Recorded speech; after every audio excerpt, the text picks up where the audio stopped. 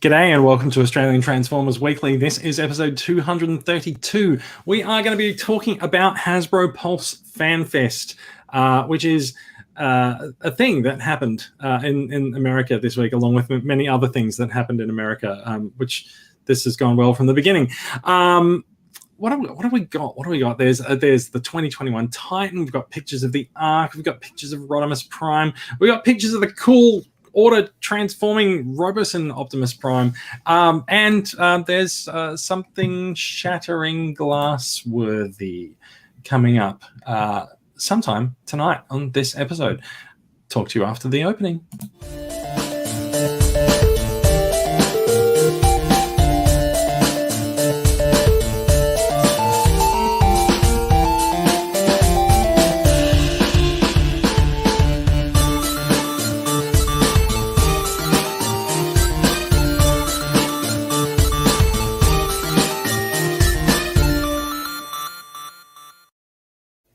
And that will be the last time that I actually read stage directions on the podcast this evening. Spoiler warning, it probably won't be. But welcome to the show, everyone. I'm Jason. Joining me tonight, we have Bradley coming to us from over in Perth, where I believe it's, is it 3 or 2 hours in the past now that we're not having daylight savings over here? It's 2 hours in the past now that you're not doing crazy shit with your clocks. Yeah, I mean, like the crazy shit with our clocks could be anything, including daylight saving, but you know.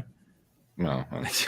Yes, let's make the podcast about daylight savings now, shall we? Yeah, that'll get us going for a few hours. You're welcome, Brad. We milked 50 episodes of the Tesla battery in Adelaide, so I'm sure we can get at least 10 episodes out of daylight savings time, right? All right. The other ominous laugh that you can hear there is coming from Tony Kim in an undisclosed location somewhere in Sydney. Tony, how are you doing? Yeah, good, guys. How are we going? What a great time to be a Transformers fan, hey? Oh, the treasure trove of stuff we're going to talk about tonight. I'm so excited. Yeah. You're so excited and you just can't hide it. I know. I want to. I actually made Bradley facepalm. Yeah. Congratulations. Externally as opposed to internally. No, usually he's kind enough to facepalm on the inside. Exactly. It's just polite enough to do it. Yes. So it's been a couple of weeks. I had a bit of time away in Melbourne. I trust nothing happened. I trust nothing happened over Easter that was important to Transformers because Hasbro saved everything for the weekend after Easter. The Pulse Fan Fest was Saturday morning our time. We are recording this live on Sunday night on the 11th of April. And so we've had a day and a half to digest the news and madly search the internet for pre-order links for everything that was announced. Now that we've all safely pre-ordered everything, we're going to tell you what we think of all of the items that are up for grabs. We will be returning to the sort of more regular news format next week, which is another way of saying we don't have a run sheet and we're completely winging this tonight. So I think without further ado, should we get started on some news, guys? Yeah, absolutely. Sure. Let's do it. All right. Let me see if I can figure out the correct button to turn on the news screen share. Look at that. Look at that. It's a big orange meanie. Is it meanie? I don't know. We are looking at one photo at least of the 2021 Titan figure, which is the Ark, who is coming in the Kingdom line around mid-year, and we have seen the first pictures of this coming up this guy this week, and there he is in all of his Ark transformed into robot, the Titan that you never knew you needed in your collection until this year. Let's go straight to the punch. So the Titan now transforms into the Ark now transforms into a giant Titan class robot. It's got a pretty neat spaceship design to it. Although there's some controversy around the hollow parts at the rear. It even comes with a little mini bot that, well, I say mini compared to the size of the Titan, that transforms into Teletran 1, which is actually extremely cool, I think. And it can also perform a very good crash scene, as Hasbro's photographer was very careful to demonstrate here. You can sort of see that I mean, this would obviously be one of the prototype figures that they've photographed. Like, you can see that they've very carefully placed it on the rubble and very carefully placed a couple of rocks around it so as to not scuff the paint job. However, also notably, it does have some weathering on the front of the figure, as in the front of the shuttle mode, the ship sort of from re-entry or first entry into Earth's atmosphere, as it would be for the Ark. So guys, this guy's going to be here. Well, he's going to be here sometime mid-year. His price is going to range somewhere between about $275 up to $320, maybe a little bit higher depending on where you buy it from. Pretty standard price for a Titan. What do you guys think, Bradley? Pass. Oh, he's gone out early with the pass. Is it a pass because you don't collect Titans, or is it something to do with the Ark that you don't like? Well, I think it's the Ark. I think it's just the Ark. Like, the other Titans that we've gotten have been established characters. Yeah. That's fair enough. Yeah, and this is just sort of like, I mean, maybe if next year we get Nemesis, that could be an interesting if we get Nemesis next year, you're going to rewind a year and then buy the Ark, and then fast forward back to 2022 and buy Nemesis. Well, probably not. I mean, at the same time, I've only got enough room in my collection for maybe one more Titan class toy. Mm-hmm. I gotta say, I have plenty of room in my storage cage for another Titan in a box, which is where they've all gone so far. I don't know. I feel like everyone can find space for this box somewhere. Tony, what are your thoughts on the Ark? Yeah, I'm not going to be as quickly dismissive as Bradley was on it, but I understand his reasons for it. But I mean, for a start, this wasn't necessarily a surprise to any of us because of that artwork that came out when Kingdom was first announced. You remember that sort of nice little cartoon drawing that had gears on it and then disappeared? Certainly do. But this one for me is a bit of a line ball. Like I feel like this picture that we're staring at the moment, which has A, the open side panels, and B, the little sort of damage at the front. Again, it's not meh for me, but it's also not at all. It's just kind of in the middle a little bit. I feel like you could have covered up the panels and you could have lost the battle damage. So I feel like they've taken the Galvatron thing and then added that to the Ark thing in terms of adding unnecessary battle damage to what looks like a pretty good design to begin with. That sort of upsets me a little bit. The other thing that I think is a positive, though, is the Teletran 1, which you had on the screen before, which is also transformable into mainframe, I think, which is deluxe size. So I'm not sure that it's actually mainframe. I think people are thinking there could be a mainframe in it. It was mainframe on the box. Yeah. Well, it is mainframe then. We haven't got to the box yet. Spoilers.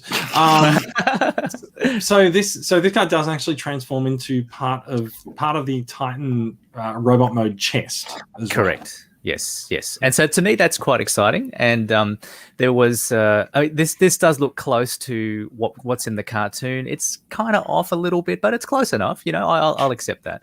I feel like part of the iconic Teletran 1 is the broad panel, the desk, and that's absent from this, right? Like it's a version of Teletran 1. It's probably like Teletran 1 were it to be designed today, when they, where we don't have these massive panels with all these buttons for everyone to press.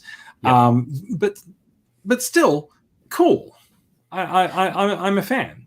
And there's also Sky Spy, the little bit at the top that flies around and scans alt modes for transformers, I think. Yeah, I was just about to say that, actually, that the Sky Spy on the top is kind of the icing on the cake that does tie it a little closer to the Teletran 1 that we all know and love.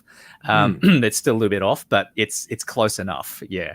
But that's why it's a bit line ball for me, because there's enough on the plus side of the ledger and there's enough on the negative side that I'm still a little bit in the middle. If it was on a discount sale, for example, like if somehow it was on Amazon for $200 a year from now, I'd probably give it a look. But for $270 to $320 or whatever numbers you were saying, I noticed some of the pre-orders online are coming up at about $299. For that amount of money, I feel like it's a bit of a miss at this point. So could we be looking at the first Titan that doesn't really resonate at large with people? I'm in for it, right? Like I'm gonna buy it. I like the look of it. I'm not really particularly sold on everyone saying, oh, he looks like the last Autobot from the Marvel comics and stuff like that, which he actually does. Like the head design is very much the last Autobot. But like I'm also left like a bit cold by the weathering damage on him. Like I just feel like that's a bit unnecessary. But I do really like the detail. I like the detail around the thrusters. I think maybe the leg design is a little bit lazy. It looks like just the back of the ship sort of split in two, and the transformation is probably fairly simple. Although I don't think the transformation is that complicated on the other Titans as well. So like, maybe that's all right. I've got a very big question for you, Jason. Yeah. If this was repainted and remolded slightly into animated Omega Supreme, we will get to that question. All right, we'll get to that question in a bit. So yeah, look, I like it. I think it's nice. It's nice to see someone sort of having a go at making a new Titan figure, because like the Titan class has been pretty much stuck in a G1 rut, right? In fact, I say nothing happened over the Easter weekend, but we did see Black Zarak revealed, and we haven't sort of covered that off in news because we didn't do an episode last week. But Black Zarak is a very Japan-centric repaint of Scorpenoc, which has been sort of anticipated since we got Black Rorichi, the gold repaint of Fast Track. And I honestly thought they weren't going to do it, and everyone's been like, Black Zarak. Bloody hell, they did Black Zarak. So there's actually a like a Generation Select Titan coming. I think that's actually probably a testament to the strength of the Generation Select line and how well that's actually been received by collectors. That hey, they're gonna pump a Titan into the collector oriented line. I think that's pretty cool. I think it's cool to see them sort of do a new character as a Titan. But at the same time, I will quote myself in talking to someone about this on Messenger the other day. He said, "Oh my God, have you seen the Arc? It's the new Titan." I'm like, "Yeah, like it's cool, but it's bullshit, right? It's not an established character. At no point has the Arc actually been a Titan, and so it's sort of like, I don't know. Is this a spoiler for how the Netflix show is going to end? I don't know." It's sort of but like, it is bullshit because he's not a character that we all know, which is where Titans have come from in the past. Yeah, he's not an established character, but he's an established location, which is, I mean, like we know the Arc, but not as a character. Well, this is an interesting point, though. I mean, like economically, what it does suggest is that Hasbro are probably running to the bottom of the well here, and they're scraping the bottom of the barrel in terms of we need a big Titan type entity. We've done, Metroplex, we've done Scorpenoc, we've done et cetera, et cetera. Now we don't have anything. So what we need to do is monetize a location, as Bradley's saying, right? So we got to turn it into some cash somehow, and let's create this whole like Arc turning into a robot thing, which has never been seen, right? But then you've got in cartoon, sorry, but then you've also trying to mix it with a little bit of the mythology in the comics with the last Autobot, so you're kind of attracting buyers that way. But it's to your point, Jason. I totally agree. I don't know if they actually are mixing the last Autobot into this at all. Like, it doesn't appear. Yeah, but it doesn't appear to be an acknowledged connection in any of the media releases. It's just, well, that's just what the face looks like. Has there been like a character profile for the Arc yet, or is it just Titan class toy the Arc? There probably is a character profile for it. If I look at this, there is no character profile for it. There's a lot said. It says Autobot Arc converts between Arc ship and robot mode in 26 steps. Figures chest pieces. Like, it describes a lot about the toy. It doesn't actually give you a profile on the character. And maybe it doesn't. Because there isn't either, one. Yeah, maybe it doesn't. Yeah. No, fair, it's like fair. saying, did Castle Grayskull need to have sort of the transformable bits? You know, the bits where it opens up and the little snake pit and stuff. No, it didn't need any of that. I would very much like to know Castle Grayskull's opinion on everything that's happened in the He-Man cartoon. Right. I mean, surely that castle has seen some shit, right? Absolutely. It's already got very visible face in the alt mode. Right. Yes, yeah, and the sorceress kind of lives in him all the time. You know, that must be quite a nightmare for him. Look, gets out. Let's talk about the fact that the Ark has seen some shit, right? That's right. I mean, the Dinobots have been sniffing around inside him. You know, he's had some issues. So yeah, let's move on a little bit. He got destroyed by Trypticon in season 3. He did. It did too, didn't it? Yeah. In fact, that's a.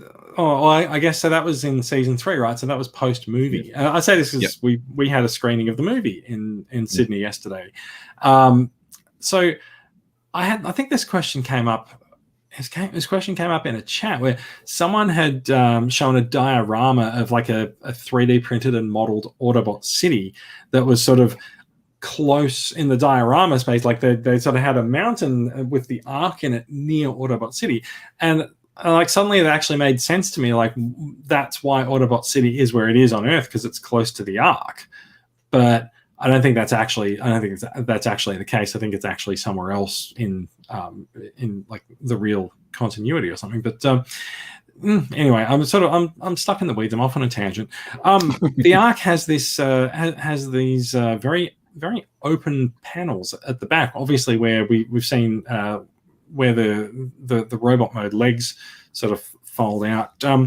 I think that hasn't sat very well with you, Tony, and probably not with you either, Bradley. But I don't think you were into it anyway.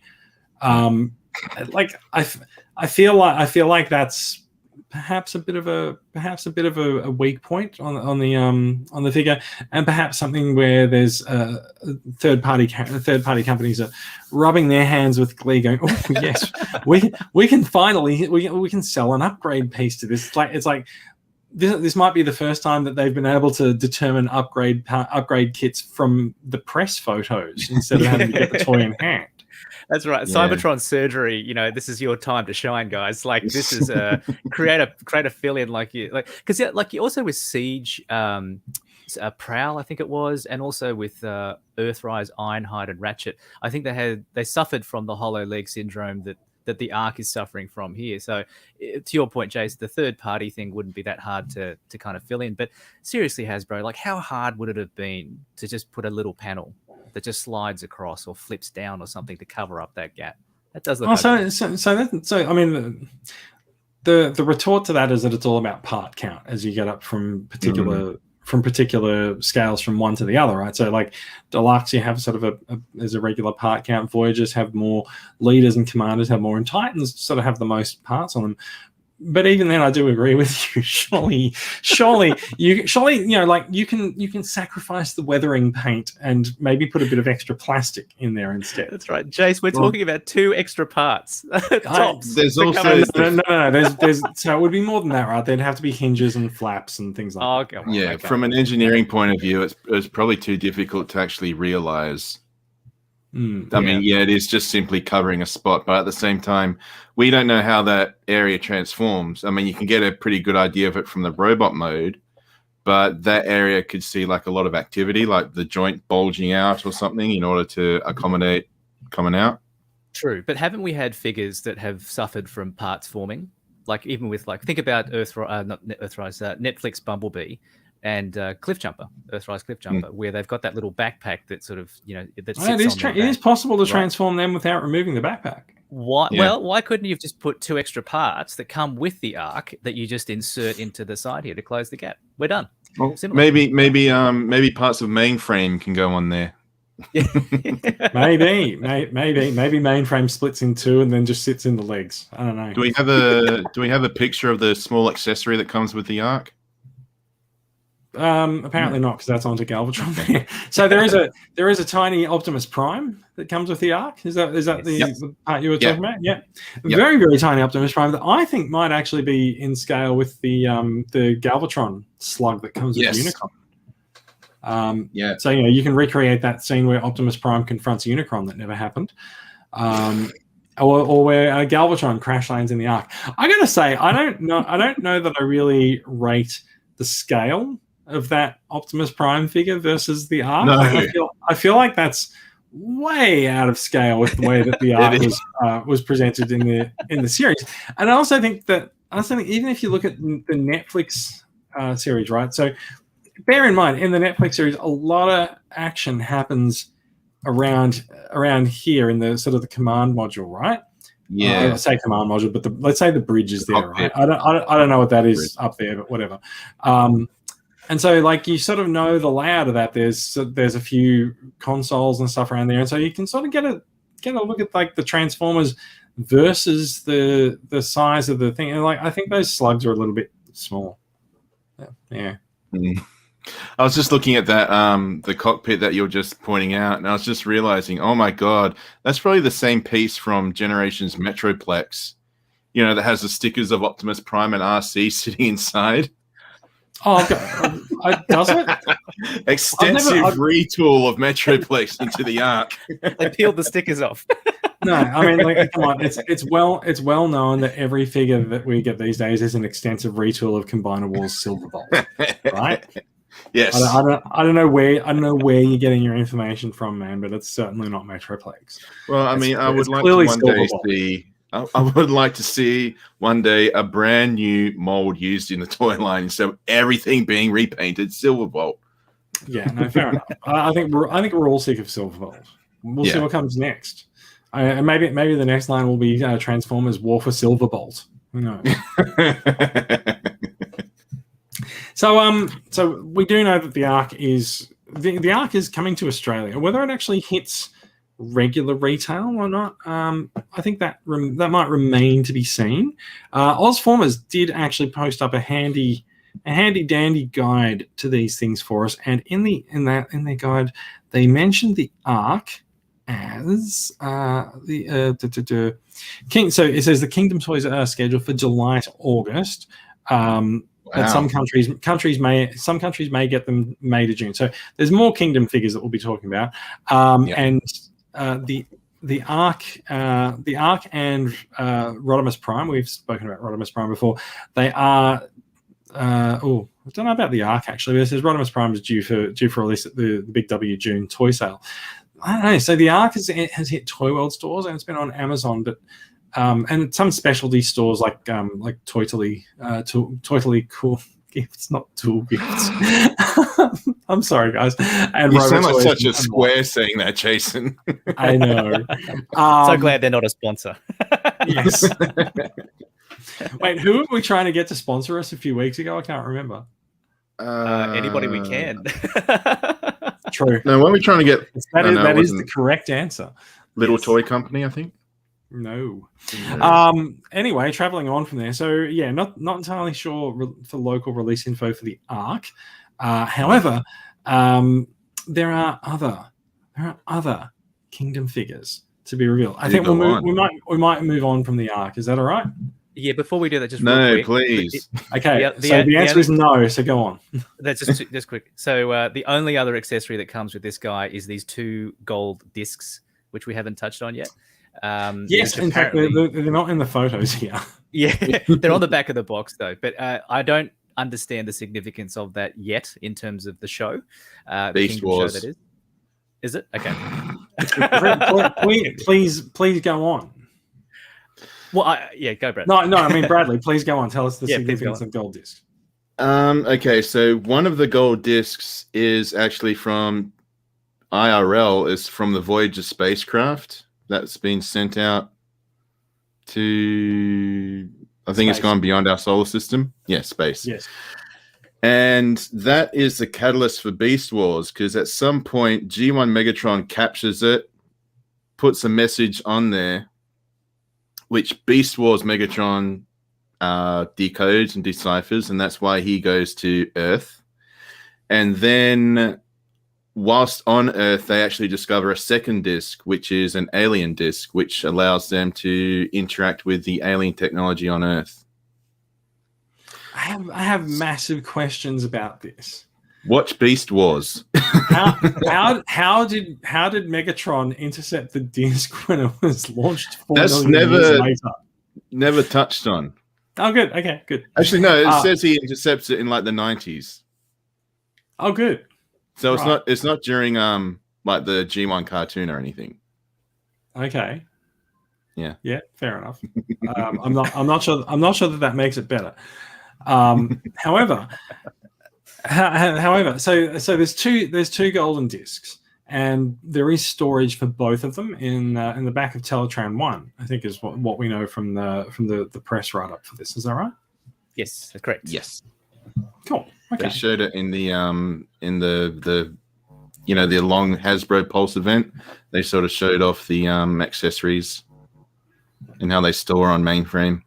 That's right. He also does come with 6 blast effects, and I think most of those are designed to sit. Most of those are designed to sit on the jet effects and stuff like that. Blast effects were kind of a thing with the Hasbro Pulse event this weekend. We'll come back to that later on. Spoiler, I know, not spoiler, just foreshadowing. Anything else to cover on the Ark? It seems like I might be the only one who's purchasing this in the whole of Australia. Would you be having it in robot mode? Because I think it makes a better display piece in alternate mode. That's actually a really interesting question, right? It doesn't make a good display piece in alternate mode if you don't have a mountain to embed it in. Yes, you can have a mountain of cushions. It's softer than rocks. I already do have a mountain of cushions. In fact, not only that, I have a cat who's asleep behind me as well. I can just sit the Ark next to him, but yeah. Yeah, it can become a new bed for you, the cat. Fair enough. The YouTube viewer, the 13th, says no, I want it as well. So that's two. That's 2 sales of the Ark to Australians that have been made tonight. Thank you very much. Well done. Yes, well done. Yeah, I think we're done with the Ark for now. It's coming out mid-year. It's only April. We will very likely see more photos of this, and I'm sure we'll see in-hand images of it crop up in the next few months. There's probably a YouTube video of it already. There probably is. There's a YouTube video of everything else, right? Yeah. All right, let's move on. Another reveal. Another reveal. I've scrolled that down to the wrong place. Another reveal was Kingdom Wave 3, which does contain a number of important figures that we're gonna sort of scroll past and have a look at. So we're looking at the renders for Rhinox, who is looking at the size of him when he was held up on the live stream, I would have sworn that Rhinox was a Voyager, but he's actually a deluxe class figure. Really? I thought apparently so. So when I'm pretty sure when he was announced on the stream, he was announced as a deluxe. In actual fact, I do actually have the press release for this open, and he is a Voyager. So never mind. Okay. They really fudged the reveal of that on the live stream. Thanks for the confusion, guys. But I mean, he is a big boy. If you have a look at that there. Special mention also. The Hasbro guys who are running the live stream, they made a few references during their live stream to a couple of things that have caused stirs in the community, and Rhinox was one of my favorite little jabs that they got in, because when they were revealing Rhinox and they said, yes, look, he's got his Rhino mode, which we've got on screen here, and they said, oh yes, and if you look really carefully, you'll notice that we did paint the bottom row of teeth. Oh yeah, they also mentioned the tongue, didn't they? The teeth did they mention the tongue? I'm not sure. I think I was too busy laughing at the teeth comment. So yeah, someone made this comment to me the other day that they thought it was quite good that Hasbro's been obviously, like, Hasbro's designers design the transformations, but when it comes to the organic shells for the beasts, they've been going to sculptors and people who actually know how these animals actually look to design their outer shells. There was a designer who posted online that he was responsible for Rat Trap's animal design, which is not to say that he's responsible for how it transforms or anything, but excuse me. So he was responsible for the outer shell design and how things look and like where particular muscles are and things like that. And so I think it's worth calling out that Hasbro's obviously gone to a lot of effort to get the beast looks of these characters to look really, really genuinely like the animal that they're supposed to represent. Like there you go. So we're looking at Rhinox's alt mode here. Definitely like a really competent Rhino design. A lot of texture to the outer shells with the rhinoceros skin. A lot of detail on the horns, and again, like detail on the eyes, and as you said, Bradley, on the mouth. And yes, there's a tongue in the mouth that's painted in the appropriate colors as well. So I think it's definitely worth calling that out. I think it's also worth calling out that more than any of the other Beast figures that I've seen, this one actually has a very coherent Beast mode. At least we haven't really seen it from the bottom, so we don't really know how well it holds together. I can see a hollow leg at the back, but come on, like it's a rhinoceros that transforms into a robot. It's cool, right? Very cool. Yeah. I went with the Thrilling 30 when that was released. What was that? It was about 7 or 8 years ago, I think. Yeah, and there have been a few people that like the Thrilling 30 mold that have just been absolutely bagging the shit out of this, and I don't think that's very good at all. I don't think it's very helpful. No, it's not. I think this toy looks good. I'm going to wait to see if this Rhinox actually appears in Kingdom, the cartoon, because I don't think it'll just be a Beast Wars rehash or something. I think Rhinox will be appearing in the Kingdom cartoon. Okay. Well, we hope so. I mean, we didn't get any new Earthrise characters out of the Earthrise series, so hopefully that's because they were spending all the time building the CGI models for Kingdom. The Ark. We'll see. Yeah. I mean, again, they don't really spend that much time building the CGIs for the things because they just use the toy CADs. So who knows? It will be interesting. It'll be interesting to see how the beasts look on screen. Besides Rhinox, we do have a G1 fan favorite. Trax is coming into Kingdom in Wave 3. We are looking at the computer rendering of the figure, which makes it look pretty awesome. And his car mode seems very accurate to his G1 mode. It's got the wings and everything on his robot mode. Trax is a well-regarded character. Are you guys impressed with this, or does it not quite tick all the boxes? For me, it's a huge step up from Reveal the Shield generation from like 2010. It's a huge step up from that, and I'm looking forward to updating my Trax with this guy. And he also does have the flying car mode. I don't know if we've got a picture of that or not. There's a car mode. There's a car mode with extra stuff, and there's a flying car mode. There you go. Yeah. Flying cars were well known in prehistoric times to be photographed around volcanoes. That's very good. You guys remember in the cartoon, were the arms always stuck out like that when he went flying car mode? Because I don't believe so. No. Yeah. Were they? They really? were. You did see grey boxes, which were the arms, but I don't think they were that pronounced. Yeah, this is like it's coming off the side of the body, like it's just sort of meant to be sticking there, like a thruster or something. I mean, it feels like that's sort of the only way you can really get the wheels up in order to get the wings out like that. Yeah. Tony, will you be replacing your Trax? Yeah, well, actually, you guys remember a couple of weeks ago, Bradley and I were talking about how whenever you see a new character, sometimes you hear the voice of that character in your head. And Jace, you don't have that because you grew up on the comics, but every time I see this, I go, gee, golly gosh, guys. I keep hearing I'd rather stay in my dazzling auto mode. It's time to deal with some street crime, Raoul. Sorry, is Trax actually does Trax live in Downton Abbey or something? Yeah. That's how he speaks. He's got an amazing, unique voice. Yes. Well, gosh. He sounds like a confirmed bachelor. That's exactly how he talks. And that was the one thing that always put me off of Trax. But I love the flying car mode. It's such an awesome idea that doesn't exist in any other characters, I don't think. At least not in the cartoon. I mean, let's be honest. Like, a flying car is not a great disguise for an Autobot.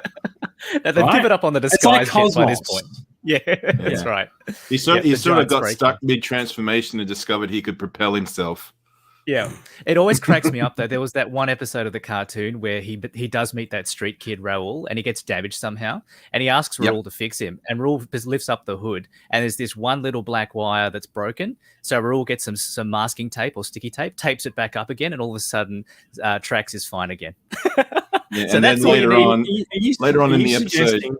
Are you suggesting that the G1 cartoon might have oversimplified Cybertronian biology? I'm just suggesting that Ratchet had a very easy job, and he made it look difficult, but it was super easy. You just need some gaffer tape. I needed that. No, this is a definite yes for me, though. I love this. This is such a great design. You guys are in agreement with the 13th on YouTube. A hell yes for Trax. Gimme, gimme, says. Yes. Fantastic. I'm also quite there for Trax, I got to say. Can I throw one slightly negative thing in there? Is that if you look at this picture that you've got on the screen, clear plastic for the windshield. What do we think about that? Is that slightly blue? It looks slightly blue. It is blue, but it's transparent still. Okay. I get a bit nervous about that clear plastic with the stress marks and stuff like that. It doesn't seem like Hasbro have been putting a lot of effort into reinforcing the clear plastic that they use for like Earthrise Prowl, etc. That does seem a fair comment. Also, I think you might be right. I think it might actually be clear. I don't think it is blue. Because according to the CG render, it's clear. Right. So I mean that's worth noting. The Datsuns in Earthrise have been known to have breakage around their windscreens. The pin that flops around the windscreens has been known to the windscreen that links around the pin has been known to break off. So it's something to be careful. In particular, everyone be careful when you're transforming the roof of Earthrise Blue Streak. It's been reported on all of the Datsuns at different stages at different points. Unfortunately, I actually feel like it might also. So I've seen a lot come from the UK, and I wonder if it's something to do with the climate, right? Like the UK's had winter over the last few months as these things have been released. And so I wonder if it's something to do with the temperature there, because we haven't had comparatively as many breakages in Australia, I think. So I feel like there's something to do with the climate there. So this winter we're going to see a lot of breakages in Australia. This winter, leave Trax in the box. this winter, leave Trax in the box and open the Ark instead. You'll trust me on this. You know, it's funny you talk about heat marks and stuff like that, though, because I remember getting Earthrise Prime and leaving him in the car that was in the sun at the shopping center. And I remember coming back and opening them up, and the arms felt a little bit weaker than I thought they should be. And that always freaked me out ever since. So there might be some validity to your heat story there, Jace. Maybe. I don't know. I mean, like, I think it's extremely poor form that you left Optimus Prime in the sun in the first place. Like, shame on you. Direct sunlight. How dare you? At least it wasn't Unicron that I left in the car. That could have been worse. And I put the windows down as well so they could breathe a little bit, you know? Mate, I've unfriended, I've blocked, and I've reported you already. How dare you do that to Optimus Prime? He deserves better. It's the right of all sentient beings. He does. Air and coolness. I mean, just like dogs in the car. That's right. Yeah. Now this looks great, guys. I love this one. Let's move on. Let's move on to slightly more controversial figures. This dude. Do you remember the name? Quiet you. I do remember the name. We are looking at checks notes. Wingfinger. Wingfinger is the latest. So it's the fossilizer for Wave 3. There's an interesting discussion has come about online about whether Wingfinger is male or female, because the alt mode demonstrates both male and female characteristics, I believe. So could legitimately be referred to as either a he or a her. So in an effort to not offend anyone, we shall call Wingfinger they. So Wingfinger comes apart as you do for most fossilizers, and attaches back together and can transform into, I assume it's a pterodactyl. Or a pteranodon. I don't know if that's just different or really. I don't know. I feel like it's a pterodactyl because like could be a pelican with that big beak. Spur coming out here should be like sort of where the wings would be. And I think the long beak makes it pterodactyl. This kind of reminds me of Swoop if he hadn't eaten for a little while. You know, he got a little hungry, and then the I want all of the fossilizers like dead Dinobots. Yeah, they should be right. Potentially, yeah. So Wingfinger.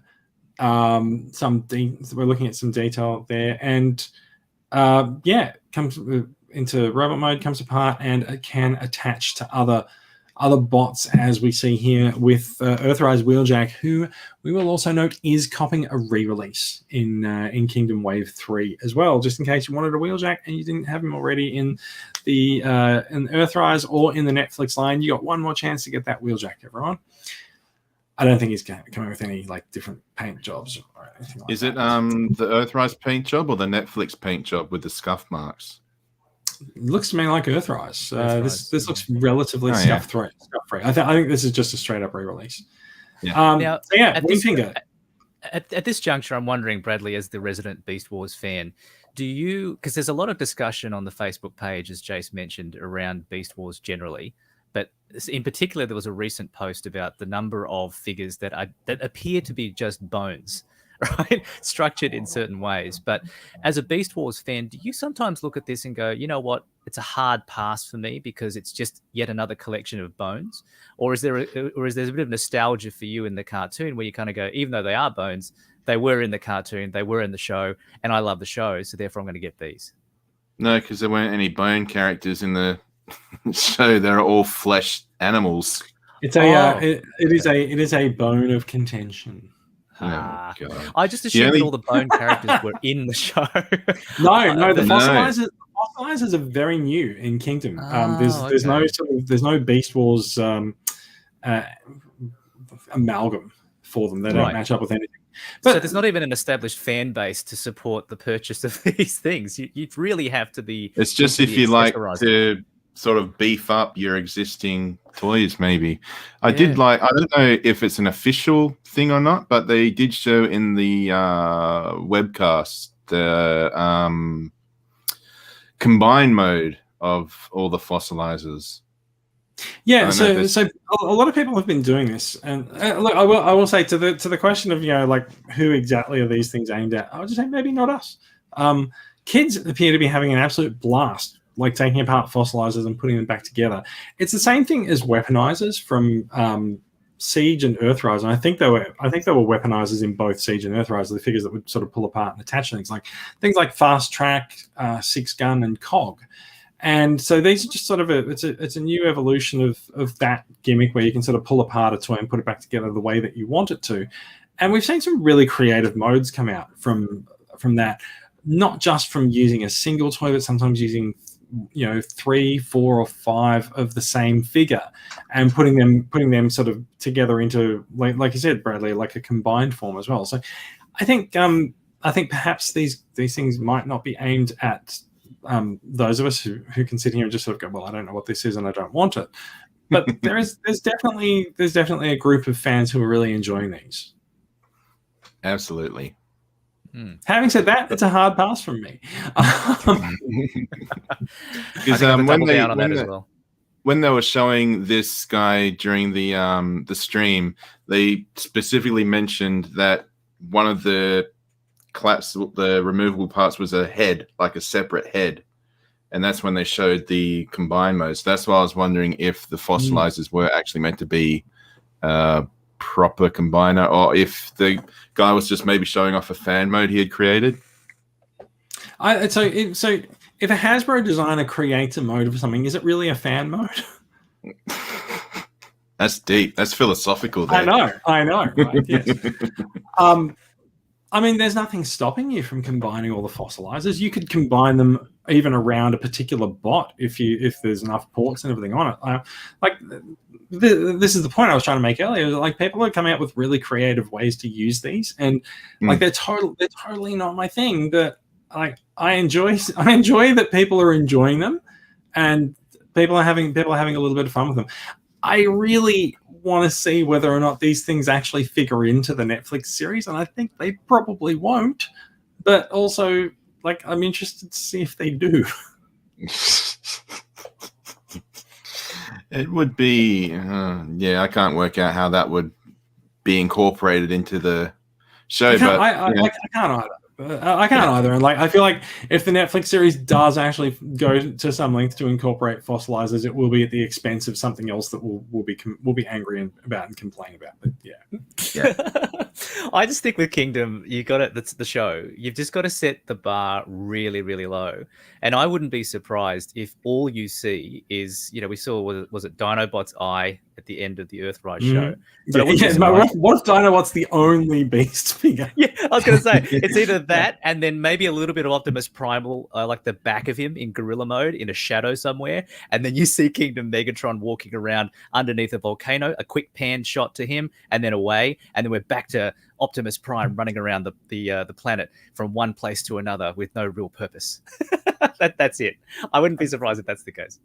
I think you should probably is the reason you don't have your camera on because you're actually FJ DeSanto?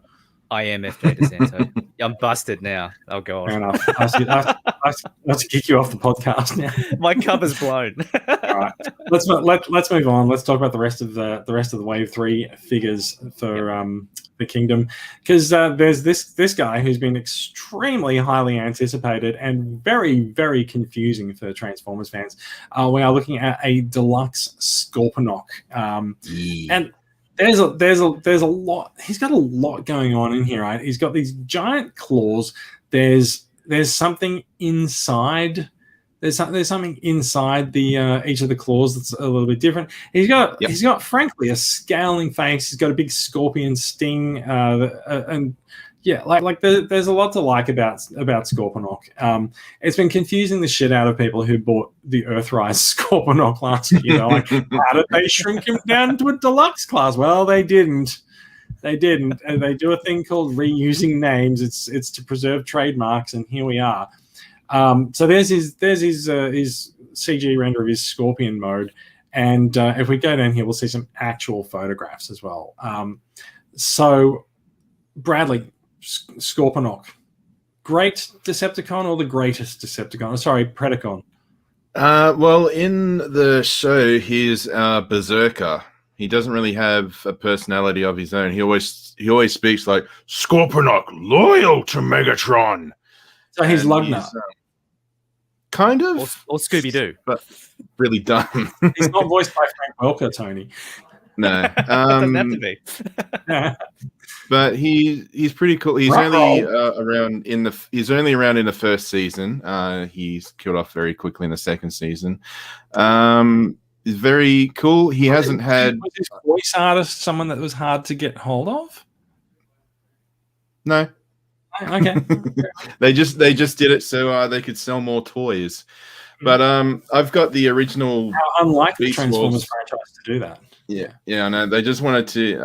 I've got the original Beast Wars Scorpenoc, and it's very, very back heavy, and its knees are very weak. So it's prone. Like I have to have it stood like at the back of my collection with the tail leaning against the wall.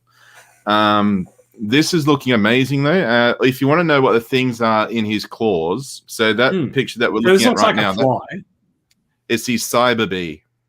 A Cyber Bee, right. Yeah, so he uses this as a scout. Ah, cool. So he launches it from his claw, and then he can see what it sees. So there's a lot of detail. Yeah, I guess.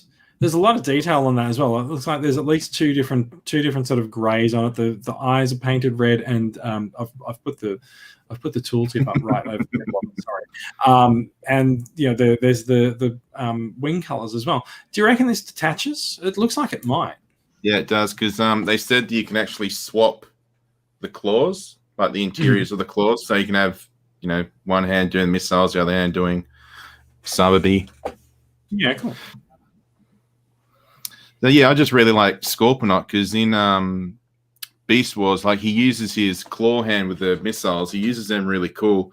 He uses them in the first episode to boot Dinobot from the Predacons, and then there's another shot where he's just endlessly firing missiles. He goes, poof, poof, and then he goes. So he actually does snap. Right, his, are you saying that Scorpenoc actually has a chick chick boom moment? No. But he does, like when he transforms, he sort of clips his pinches together like maracas. It's really cool. And yeah, like I said, he's a berserker. He's just a brute. The only thing that's a bit off is his beast mode, but other than that, I'm really looking forward to getting this guy. So why is the beast mode off? Well, it's just a cartoon thing. His face is actually sort of like on the ground, and the claws are sort of not coming out of the side of his head, but like on the same level. Whereas here we've got like the claws together and his head's above them. I think it's really cool that he can actually sting his prey right in front of him, right? Like the stinger can actually reach down and do that.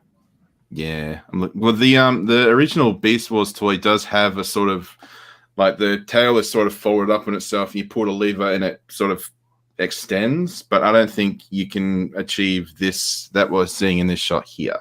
So this is going to be really pretty cool. Mind you, at the same time, I don't think he ever actually stings anyone in the show. Maybe not. I mean, like he's a scorpion. So I was going to say he's a Scorpenoc. He's a scorpion. So like that absolutely is something that scorpions should be able to do. Yeah. And Tiny. This could be something the Kingdom character does. Could be, yeah. I mean, Scorpenoc failed too. Tiny, Kingdom, yes. Scorpenoc. What do you think? Yeah, I can admire the design. I think it looks really good. And you know how you were talking about Rhinox and the texture of the skin. I can see on the claws as well. There's a similar kind of texture that they've got there in this photo and across the tail as well. So it does look pretty cool. Again, I'm just a bit agnostic to it because I don't understand the show. But Bradley, if you were to put this Scorpenoc in terms of popularity against the G1 cartoon, where would Scorpenoc kind of sit? Is he kind of mid-range, more like a Bumblebee type character? Is he at the popular end, or where would you rank him? I would rank him sort of mid to low. Like okay. He's not really particularly remarkable, and after he's gone from the show, you don't really miss him. So it's kind of like a Wind Charger or someone like that. It doesn't really appear. Oh, much, that doesn't hurts. do much. Oh, I didn't say skids, did I?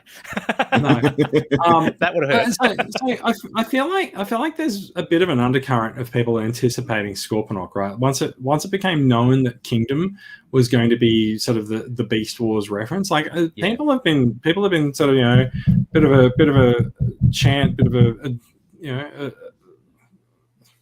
like I said, an undercurrent. People have been looking forward to seeing Scorpenoc, and I think the figure was in one of the early leaked lists saying, "Yeah, Scorpenoc is coming," and so we've known that it'll happen for a while, and so here we are now looking at Wave 3 of Kingdom, and there it is, and so I don't think it's a surprise that it's here, but I think a lot of people might be quite happy with the design of the figure. I think it's just because if you look at all the other Beast Wars characters that we've gotten in Kingdom, they've had more than one release. They've been released a few times, whether it was in the original Beast Wars, in Generations, or, in another market. Beast Wars Scorpenoc has had very few releases. Like, I think there was just the original toy. I think there might be a couple of robot heroes of him, but there hasn't actually been another Transformer of him since Beast Wars. Yeah, fair enough. He doesn't seem to be a character that's gotten much love from Hasbro. Yeah, exactly. And this just looks amazing. I really like the individual arachnid legs, because the original Beast Wars Scorpenoc just has legs that are sort of taped together, and then in robot mode they sort of become his ribs.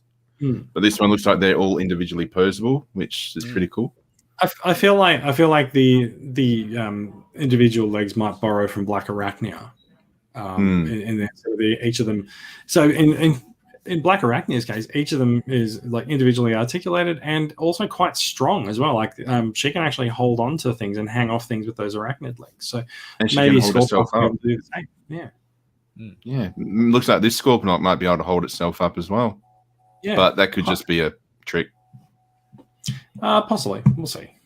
Shall we move on? There's two more figures that we want to talk about in here as well. One is the big purple guy. We've talking about quite a lot over the last few weeks. Galvatron, leader class Galvatron coming in wave 3 of Kingdom. We're finally looking at official photographs of him. So Galvatron does transform into his cannon mode and does come with the two extra guns, which is not really explained in the press release why those guns look like the ships, but there we go. There is another feature which I've only just learned about, is that the matrix can actually be removed from the chain, because I thought it was all one molded piece. But no, I'm pretty sure we've seen the matrix separately before. So we're looking at the back of the box there, and so here's a lot of the figures there. Is there a photograph of him holding the matrix or something? No. I mean, he's a good poser. What is that? So look, we've looked at Galvatron before. Is he still a must buy? Is he a maybe buy? Like, where do you guys fall on him? Must. Definitely must. I think the photos like this one on the screen with the little wheels on his arms, that don't really help the cause. I know I know what you mean, with the tank treads just sort of like sticking out well past the elbow. Yeah, I agree. But still a must buy. I'm curious though, Bradley, why they would actually have a detachable matrix from this. Like, for what purpose would that? It's just a repaint from the Earthrise Optimus Prime. No, I know that. Is it actually like this matrix looks a little bit different? Yeah. No, it is actually the same, because they said this toy is the reason why Earthrise Optimus Prime's matrix is hollow in the back. Right. Because you actually that's how you attach that via the chain, because there's like a plastic nub at the end of that chain, and then the matrix just goes around that. Okay, I see. Yeah. All right. Well, yeah, that does explain it quite well then. Sorry, Tony, what was your question again? No. The question was why you'd even need that. Like, in no point in the movie does he take the matrix off the chain. It's always attached to it. Well, he gets it when he originally gets it from Magnus. He's holding it loose. Oh, that's true. Yeah, you're right. Yeah. You're right. Having watched the movie last night, I can confirm that is true. And also with the cannon mode, the matrix actually does plug in under his chest. I thought it would just be hanging off the cannon, but no, it actually plugs in. Oh. Well, so the chain isn't really that much of a chain, so like it'll just sort of sit there. Yeah. But it does plug in directly. Like there's a little T crossed on the back of the chain, and plastic thing, and it plugs into the cannon, so you can get this sort of weird cannon with a matrix attached to it. So look, go on. No, I was just going to say it's weird because you never actually see him. I only just learned this recently. When you see Galvatron with the matrix on him, and when he transforms and attacks Unicron, there's an animation area. He doesn't have the matrix around him, so you never actually see him in cannon mode with the matrix hanging off. I mean, when he transforms and attacks Unicron, isn't he about like 5 pixels large?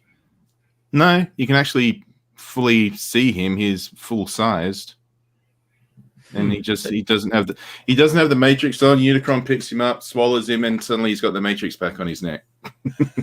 But isn't there a bit when he's fighting Hot Rod inside Unicron's gut, doesn't he turn into cannon mode with the matrix around him and start firing? He does transform into cannon mode. I'm not sure whether the matrix Where's the matrix then? Because wouldn't he be holding it? Look, where does Prime's trailer go? Like, I mean, come on. That goes. I mean, up is down, left is right. It's communications. Yeah, that's interesting. Okay, but actually, in this picture though, what's interesting about the tank treads is that I don't recall there being tank treads in the animated version either.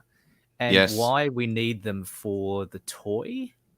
What are they actually like? No, I'm pretty sure there are tank treads. Yeah, he does have tank. He also does have tank treads on the back of his arms in robot mode in the cartoon. Really? Okay, I need to look at the cartoon closer. I'm obviously missing a lot. They're a lot sleeker. Let's say, right? Like they can look a little bit more like just a platform, but they are tank treads. Okay. Yeah. I always just thought they were flat little platforms that sit on the ground, but yeah. Okay. Interesting. Do you mean platforms? You can put yourself in the sin bin for that one, Jace. I refuse to do that because I actually got a snigger out of Bradley. So yeah.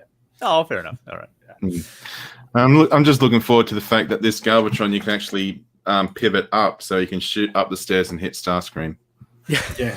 Instead of having to put him on a Lego brick or something. But very important question has come in from a live viewer. Titans Return Galvatron versus Kingdom Galvatron. Which will be better? Tony, go. That's not even a question. That's not even a question. I mean, come on, Facebook user, anonymous Facebook user. The Titans Return Galvatron had that stupid little helmet on that would I don't know about you guys, but it would never sit right on mine, so that the helmet would obscure their face and the eyes. I gotta say, we had a Titans Return Galvatron on the table last night at the sort of the post movie screening event, and like. My hatred for the figure, I feel, is disproportionate to how bad it actually is, right? Like, the main problem with that figure is the stupid stuff where the headmaster goes in, but like, otherwise, he's all right. Like the cannon, sort of the arm cannon. But he's also a triple changer, Jason. I don't care that he's a triple changer, but like, he's got 3 modes. He's pretty nicely posable. Besides that, he also, well before Siege and Earthrise and so on made it standard. He also has ankle tilts. Like he's not actually that bad. So like, I will be the one who actually says, hey, you know what? The Titans Return Galvatron not actually that much of a dumpster fire. However, to completely agree with the 13th, Kingdom all the way. Absolutely. I refuse to waste my money on Titans Return. I did waste my money on Titans Return, and then I sold it off, and I have open play Big Cannon instead. And anonymous Facebook user also says, "Lol, I didn't mind the Titans Return version," which, like, fair enough. You know. I've got the fine. I've got the TR version customized, you know that? So he's not a headmaster anymore. He's like an all one-headed guy. So, he's a one-headed guy. He's a one-headed guy, yes. But I'm just really looking forward to... Except for Rack and Ruin, aren't most Transformers one-headed guys? Well, I mean, there's this guy who's just one head. Yeah. But I'm just really looking forward to this because having an official Galvatron that doesn't have a ridiculous headmaster gimmick. Yes, spot on. Yeah. I mean, also, like, let's look at that face sculpt as well. Like, that's pretty gorgeous. Is there a close up, or did I go past it? I think I went past it. I think you went past it. It's a pretty nice face sculpt. Yeah. Yeah, it's just that battle damage, guys. Just that battle damage. That's the very minor point. Yeah, I hear you. I got nothing for you though.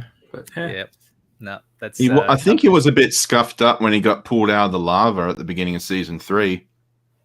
Probably. Yeah. Yes. Okay, I'll give you that. But and all of these photographs are suspiciously taken around a lava pit. Yeah. Yeah. All right, Galvatron. Pretty much going to be bought by, I think, most Transformers fans in Australia, assuming it gets here. Let's move on and look at official photographs, finally, of Commander Class Rodimus Prime. Now, we do know that this guy's quite large. Now, we've been given... He's Commander Class. He's Commander Class.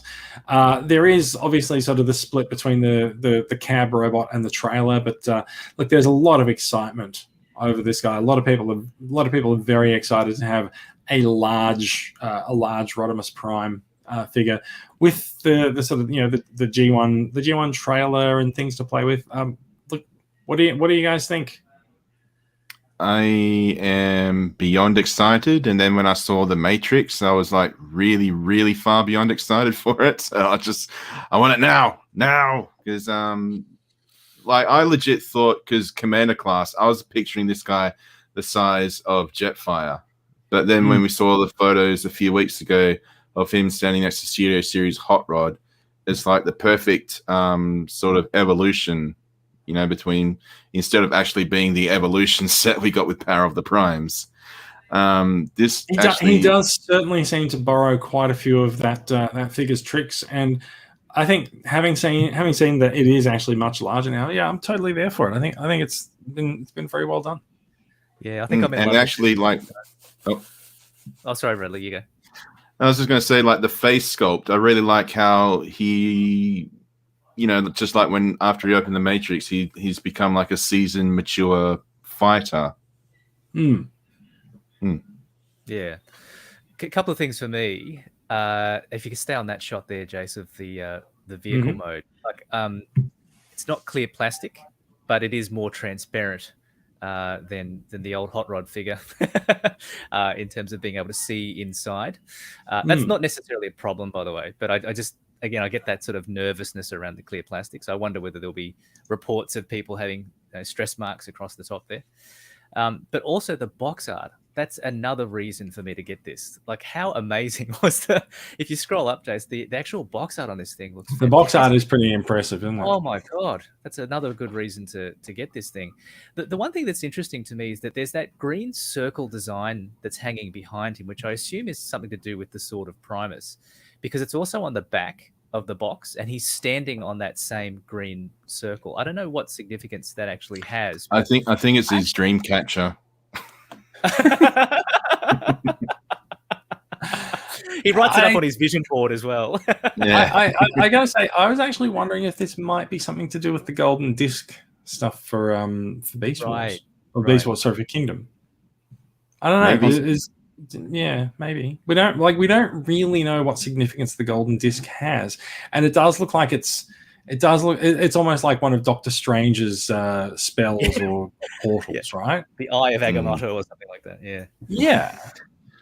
So would you guys say that this pretty much confirms Rodimus Prime is going to be appearing in the Kingdom cartoon? Because I don't know. No. Doesn't confirm shit. I'm not familiar with the story of, what's it, the Sword of Primus or whatever it is he has? Is that an established relic? Or it's an obscure IDW comic, I think, which was from like 12 years ago.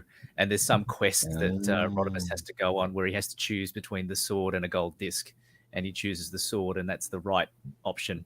I vaguely recall reading it ages ago, but it wasn't anything to write home about. So I don't necessarily know why this is here. Unless it's just to sort of have something to swap for Grimlock, to give him a sword to carry, that like a proper one. Oh, that's a good call. Yeah. So it is the Sword of Primus. The press release says inspired by the one featured in the comic books. So fair enough. Yeah. Look, you know what? I kind of think it's a good look to give Rodimus a sword. Yeah, it's interesting, isn't it? Yeah. It does make him look more warrior-like. A little bit more like Springer as well, with Springer with the swords. Mm-hmm. He also looks a bit more stoic when he's just sitting there holding a sword, and he's still riddled with self-doubt. He looks a bit more stoic when he's holding a sword. That's true. That's your answer to crippling anxiety. Grab a sword. Yeah, hold a sword. Yeah. Well, yeah. I remember mentioning, guys, I read somewhere that apparently the trailer or the Winnebago is meant to clip into or connect into Omega Supreme. Yes. Did you guys read that as well? It does. They confirmed it. They showed the connector during the stream. Right. I think it's cool. I think it's that there at the end of the ramp. You can see a couple of little nubs. Yes. So yeah, they did say it connects to Omega Supreme, but they didn't say if it connects to other, because I thought they all had the same connector type, didn't they? Oh, like all the other. It doesn't actually. I was going to say it doesn't look like the ramp connector type, but I think there's actually. It's almost like there's two levels to it. I think the ramp connector type might be below there. It might just be that it connects to anything, like anything with the ramps. Yeah, true. So it's a nice little sort of side gimmick. I'm not sure how many people would actually end up using it, but it's good to know. Oh, maybe you can attach it to the Ark. Oh, yes. With a gold disc. Maybe the Ark has a ramp connector inside one of the legs. That's why they haven't put gap fillers in. Yes. You sound so defeated, Jason. I know. But these photos do the figure a lot more justice than what we saw in that Figure King magazine, because they still look amazing. So, because like I said, I had Commander Class. I thought this is just going to be a gigantic Rodimus, which no one really needs, because there was a gigantic Rodimus in one episode of the cartoon, but I don't think you need to make a toy out of it. But I'm really looking forward to getting this. Yes. Definitely. So looks like he'll be, like Skylink's, available at the Big W toy sale mid-year. Hopefully, like Skylink's, also at a discounted price of $120. Yeah, I've seen some prices online for about $160. That seems to be the going rate. Yeah, so the Commander Class last year had an RRP of $150, but came out early at the Big W toy sale at $120. Yes, and I mean they regularly dip below $100 as well. If you keep an eye on the listing on Amazon, if you don't have to have it right at release, you can play a bit of the long game and watch for it and watch for the prices, and it will come down. I think we have to have it now. $80 or so. I have to have it now. Jace, where would you put your money on it appearing first? Would you say Big W, or would you say similar to Hot Rod, how it came out in a Toy Mate in Fountain Gate in Victoria? So I would put my money on exactly the words that were posted by Ozformers yesterday about this, which says to be released first in Australia at Big W for June toy sale. Right. But do you normally see Toy World and Toy Mates and those sorts of retailers get them before Big W? It's like you say normally, but this thing has only happened twice before, and the first Commander Class was not widely released in Australia. So we've got one thing to go on, and that was Skylinks. Skylinks was released first at Big W and made it to other stores like Maya several months later. Right. So I would expect much the same to happen. I'd expect much the same to happen with Rodimus. The landscape has changed slightly in the past year, though, right? EB Games has really come up as a retailer that brings in a lot of these Transformers and stuff. I've heard that EB Games has already placed an order for the Ark and for Rodimus Prime, but whether or not they get that stock, at the same time as Big W gets their stuff, or if it comes through later in the year, is another question entirely. So, I think this stuff will be available at EB Games, but whether it's available at launch or if, remembering last year that Skylinks was actually available for the first time anywhere on the planet at the Big W toy sale, we got it first. There was a big thing, a bunch of fans sort of, got together to actually send a thank you to Hasbro for releasing it first in Australia. So, there's precedent for this stuff sort of hitting Big W first. And I think we also, bearing in mind in 2020, we all cleaned out our local retailers of Transformers, which I think has made Hasbro sit up and take a little bit more notice of the Australian market for releasing figures here. I think with Skylinks, I don't think I got him at the toy sale because I don't think he was either sold out really fast or they didn't get stock of him on day one. Yeah, I think that happened over in WA. He was at retail stores in Sydney, but I don't think it was easy to get over west. Yeah, he's still in my local Big W for about $129 at the moment. So yeah. Oh. Wow. Yeah. He's still around in some stores, and like I said, online. I mean, look. The Skylinks is probably been one of the easier figures to get, actually. People would walk in and just go, "Oh, there's still a Skylinks at Maya. Thanks. It's sitting next to those grapples." But yeah, I think it's a grapple sitting there going, "Hold my beer." Let's move on. We've got three more things that we need to talk about, and it is time to get a move on. Can I throw one quick thing before we do close out on Rodimus? Go on. We haven't seen a picture yet of Rodimus next to Galvatron. And I know you, Jace. I don't know you, Bradley, but I know Jace. You're not a stickler for scale, but I am, and I feel like I'm a bit nervous about how tall Rodimus is going to be standing next to Galvatron and whether it's going to look okay. That's my only final thought. So there might be a there photo. are. Yeah, I think there are photos. Is there?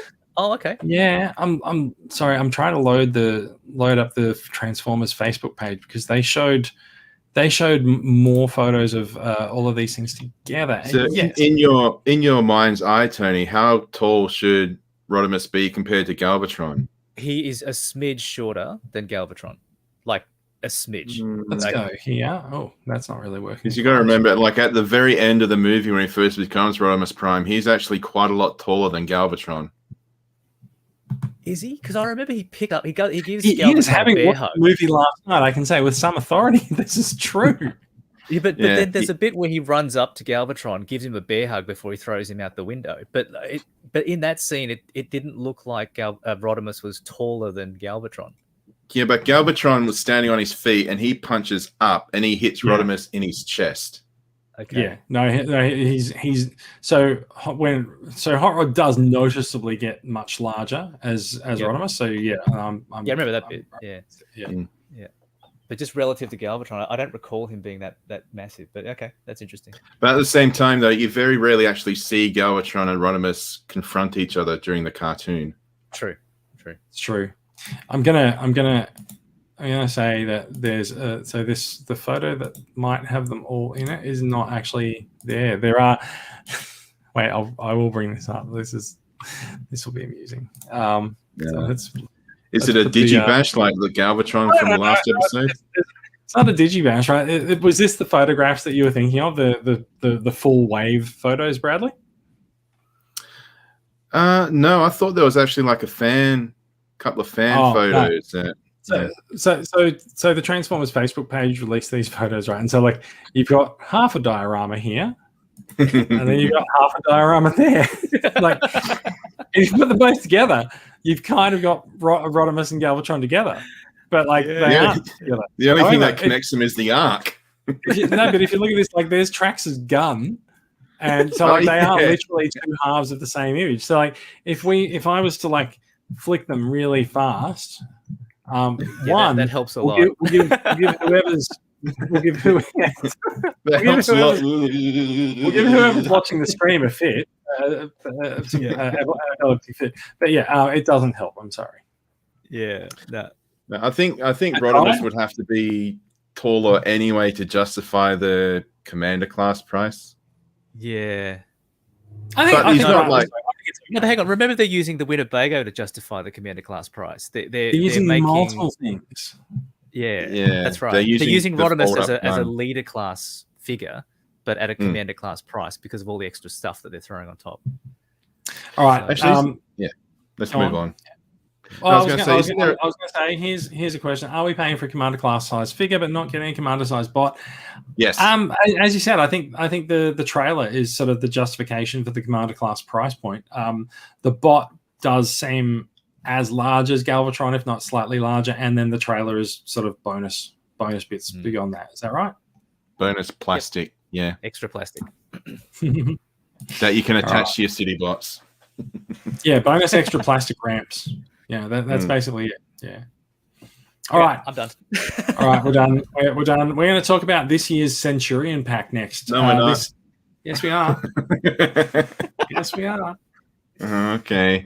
All right. So this is Tricranius, which is very much this year's Centurion pack. He's a deluxe scale figure that comes with an accessory pack, and in the case of Tricranius, he's a fossilizer figure, which is very much in the spirit of Centurion last year, being a weaponizer. And the blast effects come in a variety of colors, as long as you're happy with blue and red, or aqua and pink. We might go with, right? So, I gotta say, like as I said, I'm not really on board with the fossilizers, but the red and orange and black colors on this one, I actually think are pretty hot, and I think this might be my first fossilizer. Well, I know Jason, stay strong. I know it's my first fossilizer because I've already pre-ordered it, right? Because like, because like I'm not dumb, right? Because I saw what happened to the Centurion pack last year, where people are trying to acquire it for like $4 million now. So apparently, it's really important to get that oversized gun for Earthrise Prime, but like. This is kind of our fault, right? Like we saw the accessory pack on Centurion last year, and as one, the community went, "Yeah, that's cool, but can you do it with blast effects?" Well, this is what happens when you ask Hasbro. That's cool, but do it with blast effects. Is you get blast effects. Can I just say I kind of disagree that this is the same level as the Centurion pack. Really? Because I feel like the Centurion pack had some really great little bits that were very that's fine, but like you're talking about like whether it's elevated as a must buy, like it's clearly this year's Centurion pack, right? It's a generation select figure, break apart figure with a box of accessories. Yeah, if you mean I'll give you a figure that no one really cares about plus a whole box of crap, then yes, it is very much like the Centurion. Yeah, that was exactly what I was getting at. But having said that, though, the box of there are different levels of quality crap in the box, right? Because I think the I would not spend the money on this one because of the blast effects, because I feel like you get enough. I mean, we're all collectors, right? So we've got an accumulation of random blast effects lying around as well. But the coloring of these ones is just a little bit strange. I have like an in-flight zip-up like amenities bag full of blast effects, right? So like, yeah, exactly. Yeah, I hope you don't take that on holiday. I totally agree. I don't think the blast effects are as desirable as the accessories. Yeah. They're just missing something. The coloring. Yeah, but I'm still going to buy it. You already have. Well, I already have. For me, I mean, like I'm a dummy, as Jason would say, because I didn't get Centurion. I don't know why I didn't get him right away, but here I am, like a year later, still hopeful. Not gonna lie, but then I see this guy, and I'm like, I don't think this guy will have as high a demand. Yeah, I agree. I don't think he'll be as well in demand as Centurion was. Like for one, like Centurion hit on both the character front because like it was people went, oh, actually, you know, I could add a Centurion to things. No, I don't think that Tricranius is a much in demand character, and I do think that the blast effects could well have been done in different colors. That might have been nicer. So. Yeah, no, it's totally fair. It's totally fair to be down on it. I'm just trying desperately to justify the fact that I've already ordered it. But yeah, I'm not even. I'm not even sure what I'm going to do with the blast effects because I don't display my characters with blast effects on. I only display Hot Rod with the Matrix blast effect. But what I'm thinking is, see the three pieces on the left-hand side at the top? Like you got the bigger blast and the middle blast and I reckon you can put them on a Matrix. It's a similar color. Yeah, maybe. Yeah. Although the Matrix doesn't have a standard connector port, so like everything needs to be custom made for. All right, yeah, I'll get rid of it then. I wonder if this was the same price point as the Centurion pack. Was it around the same price? See, I think you're getting ripped off then for this. You're swapping blast effects for, you know, Prime's gun. You've got a little mini roller. You've got a little mini Megatron. Oh god, all that great stuff that was in that pack, which I like Bradley. I now regret not getting at the time. But compared to this, I mean, come on, it's chalk and cheese. It's like why would anyone get this? But remember, Tony, Jason takes photos for Instagram and Twitter, so he could actually use the blast effects for a practical. Fair call. I could, but I don't. Yeah. We're trying to help you justify this, Jason. Hang on. Like, if I look over here, right?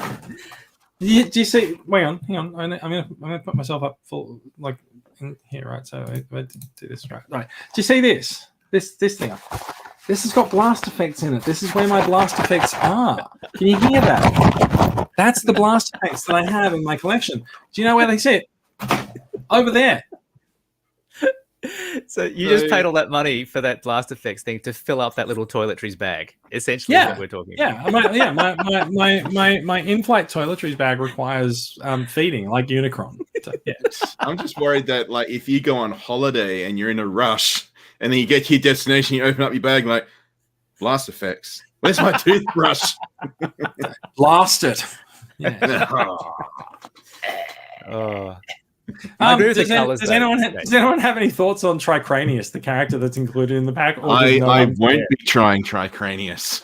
I was literally just saying then that I think I agree with you that the colors look really good. I like the black and the orange. That's a nice color scheme. Yeah. I mean, I like that you said that you were literally saying it when you didn't, but yes, I did. I was trying to get it out, but you keep cutting me off.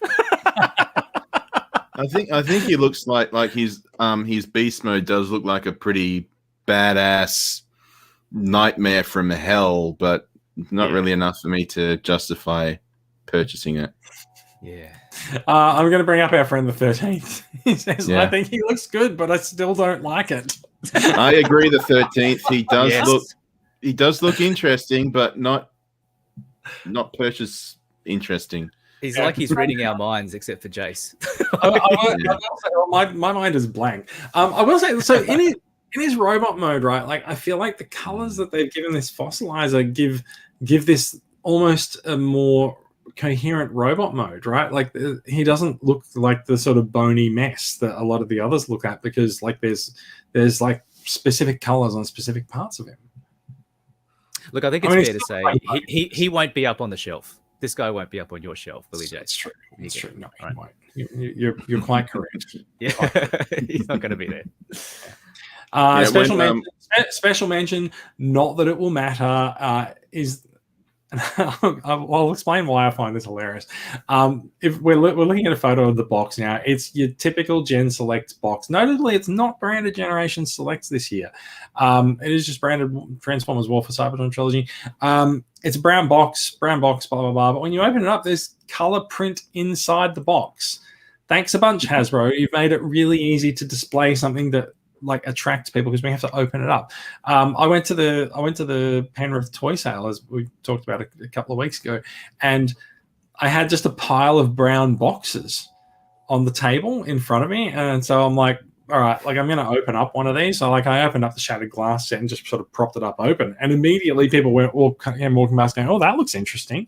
It's like the most interesting part of these brown box Transformers is what's inside them, but you've sealed it and you have to like cut it open to look at the interesting part in order to attract people to buy them. Like, what is the point of putting the color print inside the box? I agree. The only way you can really display them is, on the side, how they got like the white label saying what character is actually inside. That's the only real way you can display them. But it's true. You know what? Actually, I'm actually wondering, given the way that these boxes go together, can you flip it inside out? Is that why this is the way that it is? Like, I mean, we all know how assembling boxes are like. I feel like this might be a reversible box. I think could be, because it's got the War for Cybertron on the inside, and I think the sides are just sort of overfolded, aren't they? So you just fold them back and outside. Fold them the opposite way. I think the box might be reversible, guys. But you have to open it. They would have mentioned that though. Like, maybe they did. Let me scroll through the thing. I think you've just justified the value now. Yeah. Turn it inside out, Shattered Glass style on the box. You have to cut it open to do that, right? Like, I don't know. That's good. I've opened the press release for Tricranius, and the word box does not feature in it. So no, that is not correct. But I think it is. I think it's correct. So yeah. What about reversible? Is that in the press release? Reversible? No. Can you check for the words bin or garbage? Wait. Hang on. I'm searching garbage. Garbage. Oh, Tony, it's come up with your comment. Oh, there we go. And is it a picture of your face next to it? Yeah. It's a picture of my face sneering. That's a good idea. That I like the reversing of the box. That's not a bad idea. This is the best. Wait. This is the best thing that you've been able to come up to say about this figure is that you like the fact that you can reverse the box. Reverse the box, and that says a lot about the figure, right? Yeah. Yes. Reverse the polarity of the box. But yeah, I was thinking about. Do you guys remember with? Maybe you didn't get it, but the Galactic Odyssey Ratchet and Lifeline. I remember opening up that box, and there's a nice little solar system with the map and everything is Paratron. And I remember thinking, what a shame. I know. Yeah, I'm going to try. Did you try reversing it? Yeah, try reversing it. Yeah. Hashtag reverse the box. Yeah, the most interesting thing about this, right, is that do you know what I do with most Gen Select boxes? Don't say you chuck them out. No, I reuse them to post things because the Gen Select Deluxe boxes are slightly larger than a regular Deluxe box. So, like when I'm posting a Deluxe figure to someone, I just stick it in a Gen Select box and tape it up, and off it goes. You're not going to be doing that with this one. No, I might. I don't know. We'll see. But at the same time, looking at this, you can actually see the green and pink blast effects, so that justifies them only having two colors. It's true. The artwork does actually dictate the color of the blast effects, doesn't it? Well, okay. If we're going to look at the artwork, first of all, purple blast effect. Fine, Tony. We'll look at the artwork. What kind of hue is it, Tony? Wait, hang on. Purple, I've got to clear. Right? Oh no, I don't. Yeah, that would make more sense. But also look at the character and the way that it's painted versus what you're getting in the box, right? It's like someone's turned the saturation way up on the figure in the box, right? But the figure on the box doesn't even have any differences in color. It's all the same color. No, it does. It does. You can see he's got red limbs. You can see he's got black ribs. Yeah. It's as extreme as the orange and black on the figure. Yes or no? Like I said, it's like someone's turned the saturation way up. No. Saturation. Okay. That must be what Michael Jackson had. He turned the saturation way up on his skin color to make himself white. Stop. We'll be kicked off YouTube. That's true. Right, that's enough. No one said anything about Michael Jackson. Right. You just said it again. Shit. Don't mention the war. I mentioned it once, but I got away with it. Classic. The saturation argument. I love it. Okay. Let's move on. We're gonna move on from Tricranius to something that's actually like perhaps depending on your budget, maybe kind of cool. We have seen this quite a lot over the last few years. Robosen has partnered up with Hasbro, or rather, let's tell it the way it is. Hasbro has partnered up with Robosen, a programmable robotics manufacturer, to make official the auto transforming Optimus Prime that we've seen in random Facebook videos for the last 5 years. Do you guys remember seeing these videos? Yes. Yeah, it was a Chinese video, wasn't it? Like, yeah. Oh, it's a Chinese company. Yeah. Okay. Yeah. Right. Yeah. Is it the same? Robosen, the same company from that 5 years ago. Yeah. Oh, okay. I didn't know. It is. So like we've seen these videos for many, many years. What struck me about them is that every time they go around, because like they'll go around, then someone will notice them, and then they share it again, and then I think the company would release an updated video as like, hey, here's what we've changed and everything. It gets better every time. Like over the last few years, this figure has evolved in, like I say, in front of our eyes, but sort of like not really in front of it, but like whatever. Every time you see it, it was slightly better. Like the transformation was better, or he's got a better pose, or it's remote controllable via the app and stuff. And so this time they've added like voice commands to it, and they've not only did they add voice commands to it, they've also added like Peter Cullen recording responses back. So when you say hey Optimus Prime, Peter Cullen's voice is greetings back at you. It's like it's more responsive than Google Home. Like if I could get Optimus Prime to turn my lights on and off, I'd fucking do it, right? But so we've seen this evolve in front of our eyes for the last few years. It has been unclear whether you've actually been able to order this figure before, right? Because these videos keep coming out, but people have seen them and just gone, fuck, I want to order it. And so they find like random friendsquadrobot.com, and it's like, yeah, we're going to sell you the auto transforming Optimus Prime, and it's like buying from Wish, right? Like you put an order in for the transforming Optimus Prime and you get like a Titans Return Nor or something in the mail, and then you have to go and pursue your credit card company for it. I don't know anyone who's actually been able to order one of these things previously and get it. What I think has actually happened, right, is that Robosen has realized that if they want to market their auto-transforming Optimus Prime in the West, they need to get a proper Transformers license. And so they went and did it. And so they've gotten together with Hasbro and they've evolved their character. And like when I say evolved, like this does look better than every other version of this. Like they've really honed in on making it look like Optimus Prime. And they've also, if I can find the right photo for it, like they've really nailed the head sculpt as well. So I think that's one thing that they never really had right before.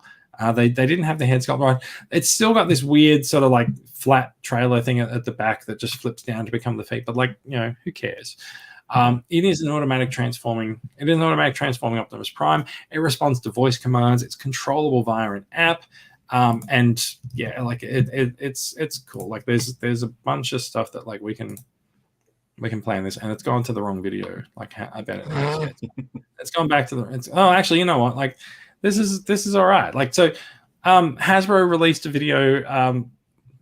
Hasbro released a video during Pulse Fan Fest with freaking Jay and Silent Bob, demonstrating the Robosen Optimus Prime. So you can see there, you know, sort of he's moving around. He's quite articulated, responds to voice commands, and can strike a bunch of battle poses and everything. Like it is undoubtedly cool. And you know, so he walks forward in like a very haphazard way that like will totally be killed by Megatron. And yeah, like he's remote controllable. He obviously transforms and stuff. And like saying, so, you know, he can attack things and everything. It's pretty cool. Is it? Well, hang on, no, wait. Instead of me saying it's cool, guys, what do you think? Is this cool? Gosh, it's not an insta cool. I'm like, what is going on? You know what? It is. It cool. doesn't look like Optimus Prime. I mean, it pretty much is. But like, go on. Tony, you go on. I've said my bit. Okay, no, I'm just thinking about that because I think he kind of obviously makes a very good impression of Optimus Prime, and in terms of the figure, I think he looks quite similar. But what I like about it is there's another video that doesn't have Jay and Silent Bob in it, and there's this girl and she's giving the Optimus these 5 different voice commands, and there's one bit in between voice commands where he's just kind of standing there breathing, and he's like moving slightly. He sort of moves a little bit. It's like, you know, when you leave Sonic the Hedgehog alone and he taps his foot and looks at you, right? Correct. And it's little things like that where I think they've actually put a lot of time and effort and thought into how to make this figure just more than what we saw in the old Chinese video from 5 years ago. And also, you can see that Jay in this photo has the connection to an app that allows him to program more things. Because I'd read that this was actually more of a educational toy that happens to look like Optimus Prime. And educational, not look educational at all. Well, no, educational. I would say that's not educational. Well, so let's talk about the price tag. But after Tony says educational 3 more times. Oh, after you interrupt me 3 more times, okay, we can get going. But no, the only thing I was going to say was that there's a programmable aspect to this where you're meant to be able to type in certain codes in your phone in the app in order to make Prime do other stuff that combines different words. So that's I guess the educational component of this. But other than that, you're probably right with that actually. Yeah. I think the way that goes right is that he comes with a library of abilities, and I think you can string particular abilities together with voice commands. I'm not sure whether you can like come up with new ones. The app will be updated, and so I like the connection to the app on the phone is pretty much, you know, paramount for like programming it and adding new capabilities. So it's possible that they'll add something like, you know, he'll you know, have a forward kick or something that will come with a software download, for example, and maybe you could then, you know, chain that together into a thing. So yeah, I don't think you can teach him new moves, but like it's probably the moves that the factory teaches him, but string them together in different ways. It does raise a problem though, like 10 years from now, after you've had Optimus sitting on your shelf and the OS for your phone is now outdated. The app hasn't been updated either. And now you've just got this heap of junk that kind of sits there. And the battery probably in him has probably died as well. The lithium battery that's powering him. So I can see a limited shelf life for this, which is kind of why I'm hesitating a little bit about saying that it's 100%, must get. It's definitely no, cool. No. My question was whether it's cool, right? I totally don't expect it's definitely cool. I think it's cool. I don't think it's $700 cool, right? And I think that's kind of the main problem with it is that. Like, it is cool. It's neat that they've done this and stuff, but it's more expensive than fucking Unicron. Plus, it's got nothing to be in scale with. Yeah. Well, Robosen does make other transforming robots, right? This is just the only one that they make that looks like a transformer. Although I did notice that when I Googled Robosen transforming robot, like a very similar looking Bumblebee came up that I think they may have scrubbed from their product catalog since they're now cooperating with Hasbro. Okay. So Robosen has sort of skirted around the copyright issues of this for a while, and now they're like, oh, okay, yeah, let's license it, right? Kudos to Hasbro for actually granting the Transformers license to something that actually transforms. Converts. Yes, he doesn't transform, he converts. Yes, you have to actually give him the command convert in order to make him transform. Hey, Optimus, convert and roll out. I think you just say roll out, don't you? Convey forward. Convert and propel. Yes.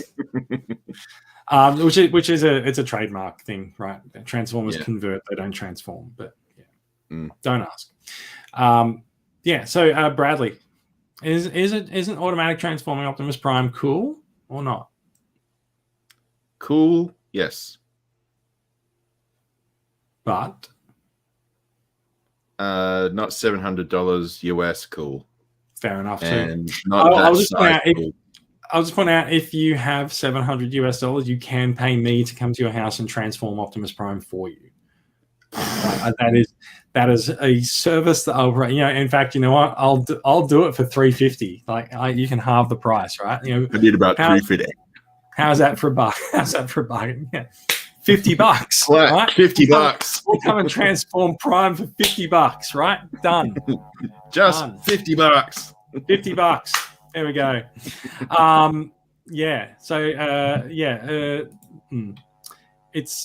It's not something that it's not something that I'm looking at adding into my collection, but I will point out that from discussions that have been had in the last, let's say, like 24 hours, I know there's at least a couple of people that are definitely looking to acquire this. We don't know whether or not it's actually going to come to Australia yet, or if you're going to have to like order it from like robotfriendprime.com or something. But I would say that it will be obtainable if you want to get it. Like we can certainly even forward it. In fact, I know it's gone up for a pre-order at Oma Primus, coming from Singapore. So as well. This wasn't done through Pulse? I believe in the US it is going to be sold through Pulse, but internationally it can be sold from all over the place, right? I don't know if Robosen will have it on their website at all, but at the moment it's being sold as like you have to go to Hasbro Pulse to get it. Like I said, there's definitely pre-orders going up around the internet for it. Yeah. I am not gonna be adding this to my collection. Just don't really need. Tony's the last hope. No, I'm out on this. I'm sorry. Tony's out. I can't. Because it's also, you got to compare it to the price of the Unicrons as well. What could you have gotten for that amount of money? And clearly most of us have gotten Unicrons. Yes, most of us have. Did you get a Unicron, Tony? I did. Yeah. I did. I managed to. Cool. sort one out. But I didn't have the same car issues that a lot of our Facebook friends have had, sticking in the back of a car or a Prius or something like that. I gotta say, on the car issues front, right? Like, my dad has driven up to Sydney this week, and so he's got the car here. It's a big Ford Territory 4-wheel drive. Faced with the decision on Friday of going and picking up my Unicron, because I bought one from eBay as well, going and picking up a Unicron from eBay World Square, I was like, we should drive into town, park at World Square, and then there will be no transport issues. And I chickened out at the last minute. I thought, I'm not going to make Dad drive into the city. I don't think Dad will know how to navigate around Sydney. He's from Melbourne, right? Sydney will be utterly confusing. And the parking sucks as well. So. Well, I mean, you can park at World Square. It'll cost you $10. So instead, we went to eBay. We picked it up. And then we got out to the back of World Square, and I thought, well, I'm just going to get an Uber home. That was my intention all along, was to get an Uber, call an Uber XL, and get someone to drive me home. $40 the Uber home cost. because there was a fucking Uber surge at the time that I picked it up, because stupidly we went into the city at lunchtime, and then it's Friday afternoon, so of course everyone's in the city shopping, needing Ubers. So oh my god, I said, I chickened out on getting Dad to drive me in there with a 4-wheel drive. We flagged down the taxi, who was adamant that he would be able to get the box in somewhere, and after trying the boot, after trying the back seat, after trying the front door, and then putting the front seat back because clearly he couldn't get it in the front door and it wasn't he gave up and went, sorry, I can't do it, and drove off. And we went back to the original plan of getting an Uber XL, which had by then increased its surge pricing again. So yeah. Wow, that's interesting. But I gotta say, I have really enjoyed seeing all the box photos coming up in the group this week, and I am going to download them all and put them in a video and set it to music. I haven't quite decided what the song will be yet, but yeah. Wow, that killed everything. So yeah. Yeah. On the size of Unicron boxes, the 13th says I have access to a Getz. Do I have any chance at all?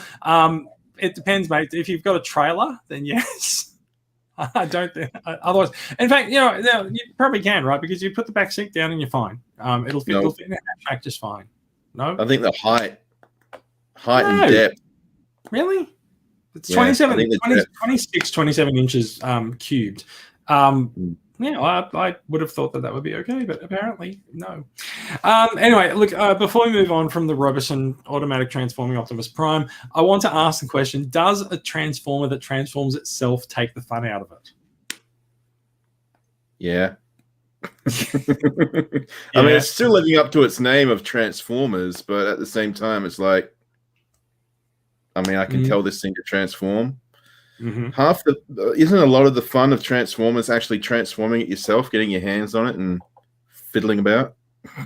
Take that out of context. Tony, thoughts? I think, you know what they've done? They've swapped the joy of transforming with the joy of giving a robot a voice command to do something. So it's one. Are you finding a roundabout way to say that they've subjugated Optimus Prime? Yeah, that's right. But they've made Optimus Prime answer our commands. That's right. He now reports to us. But they've swapped one form of fun for a different form of fun. And I think the fun that they've swapped it for is not as fun as the original transforming it, getting your hands dirty and, mucking around with it to play with it yourself. This takes a lot of the interaction out of it. So you're limiting it.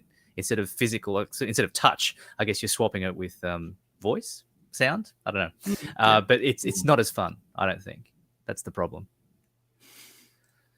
Fair enough. See, I tend to agree. I think half the fun of a transformer is actually picking it up and transforming it yourself. And this, like I said, it's cool, but no.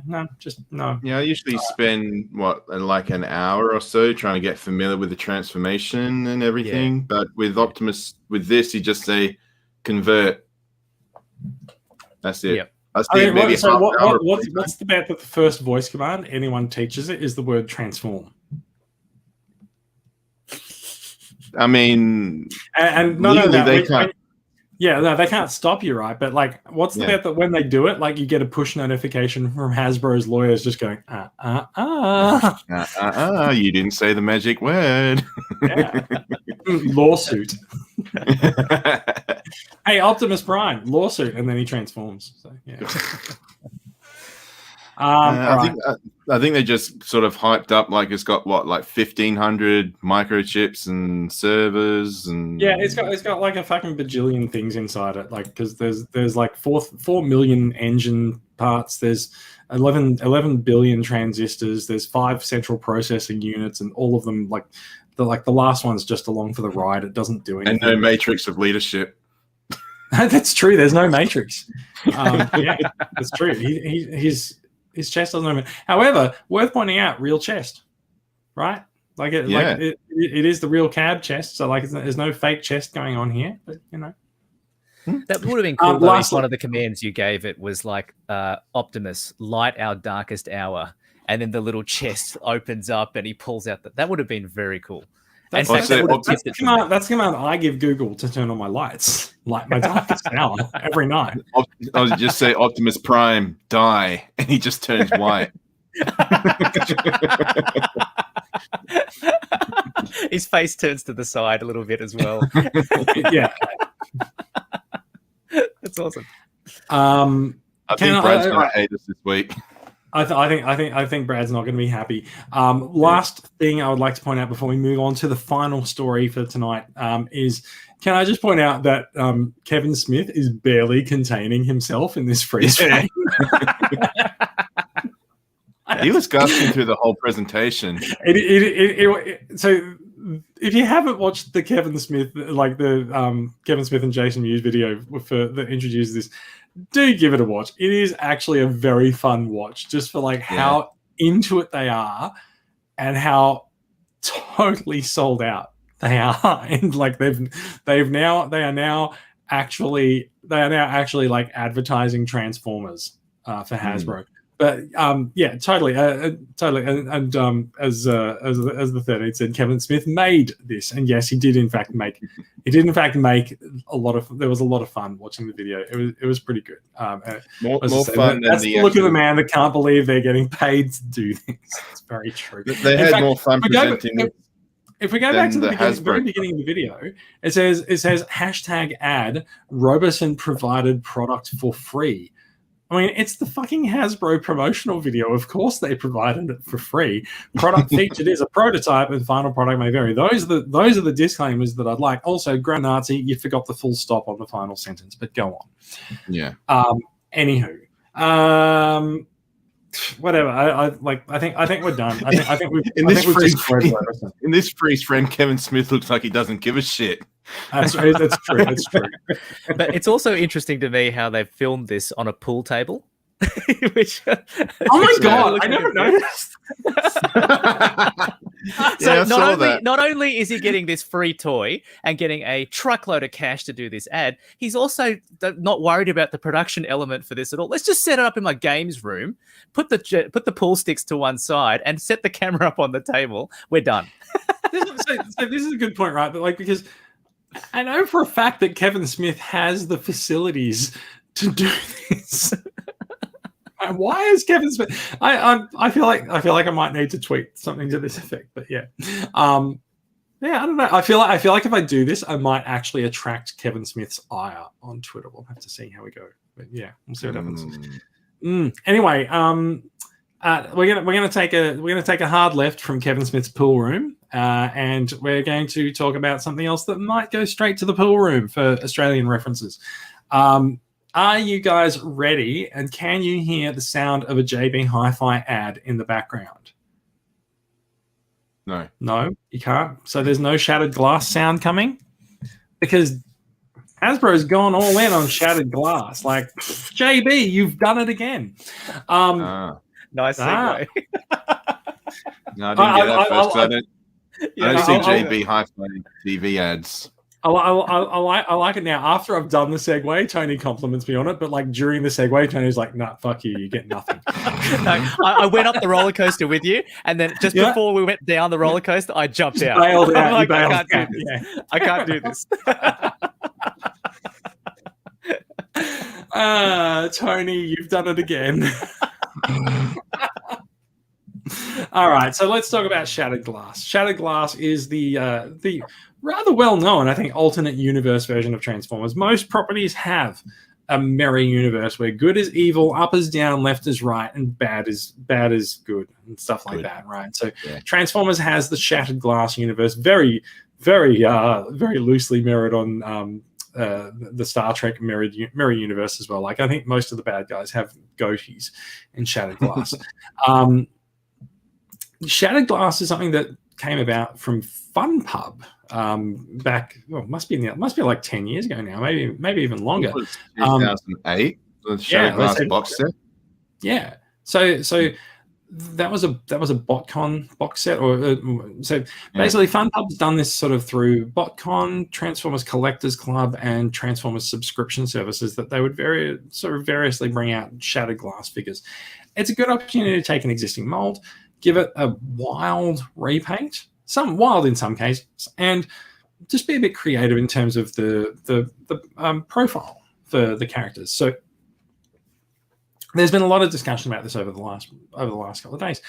Shattered Glass is not just about inverting the palette, right? Like, there's been some lazy inversions recently where people have repainted Earthrise Scorpenoc into Fort Max's colors and gone, well, that's Shattered Glass Scorpenoc. It's like, well, it's not really, but whatever. And so Hasbro has not made very many retail Shattered Glass releases. The first one they did was very notably the Masterpiece MP10 repaint, the Shattered Glass version of that, which came out, I feel like it was a good sort of 4 or 5 years ago now. We did get a sort of Shattered Glass Rodimus Prime and Power of the Primes with Rodimus Unicronus, and last year we got the Generation Selects with the Generation Select set with the purple Optimus Prime and Ratchet. The evil scientist, who's basically Shockwave in the Shattered Glass universe. And so we can assume that that's gone pretty well for them, because this year they are going all in on Shattered Glass. They are launching a 5-figure range. The first figure that they've revealed is Blur. He is, as you can tell from the photo that we're looking at on screen here, he is a Studio Series 86 repaint.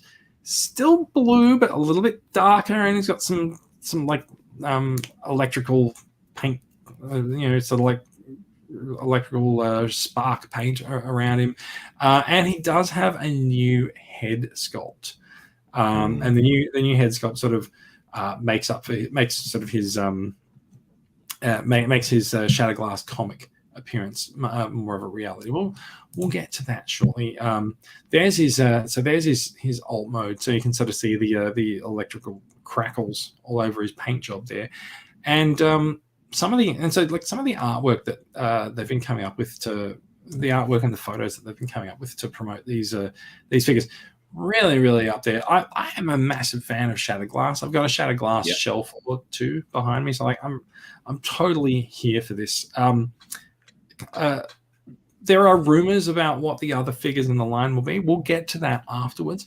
But first of all, I would also just point out like the extra head sculpt, and there's extra paint on this, sort of above and beyond what we got with Studio Series 86 Blur.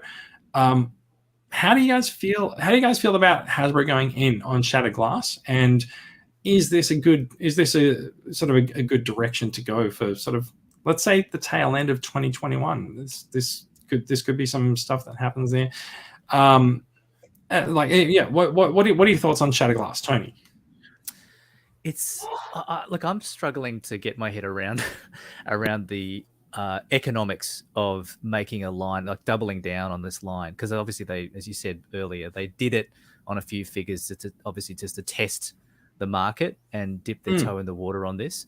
But the results must have been positive for them to justify this. But I don't get it as a collector. I don't get it as a fan. Like, why is this something that people want? Was there a pretty strong fan reaction to the Fun Pub stuff when it first came out, or do you know what I mean? Like I think the Fun Pub stuff's always been generally very well received, and they're quite revered figures. They're quite highly sought after. Okay. One thing that has been coming out sort of in the background, maybe in a lot of the Gen Selects of the last couple of years, is that Hasbro seems to want to go back and revisit some of the figures that Fun Pub did and have become rare and hard to come by, and do updated versions of them that are perhaps easier for fans to get a hold of. And so like if you wanted to get Shattered Glass Blur at the moment, like he was a Cybertron repaint. He was released at a convention over 10 years ago. Like it's gonna cost you a lot of money. Or you can get this triple digits. Yeah, well into triple digits. So, or you can get this version. Like if you want Shattered Glass figures, like I think this is a good way to get people into Shattered Glass.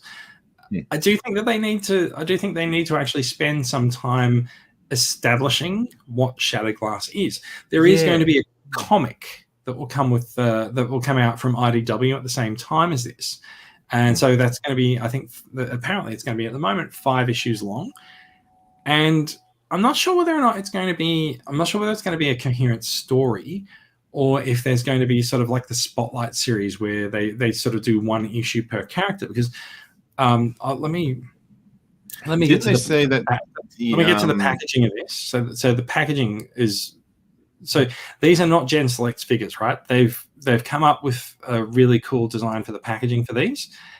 I feel like these belong on retail shelves, right? This is a set that I don't think is going to be a Pulse exclusive, but they have said that there will be Pulse exclusive variants that come with particular comic issues.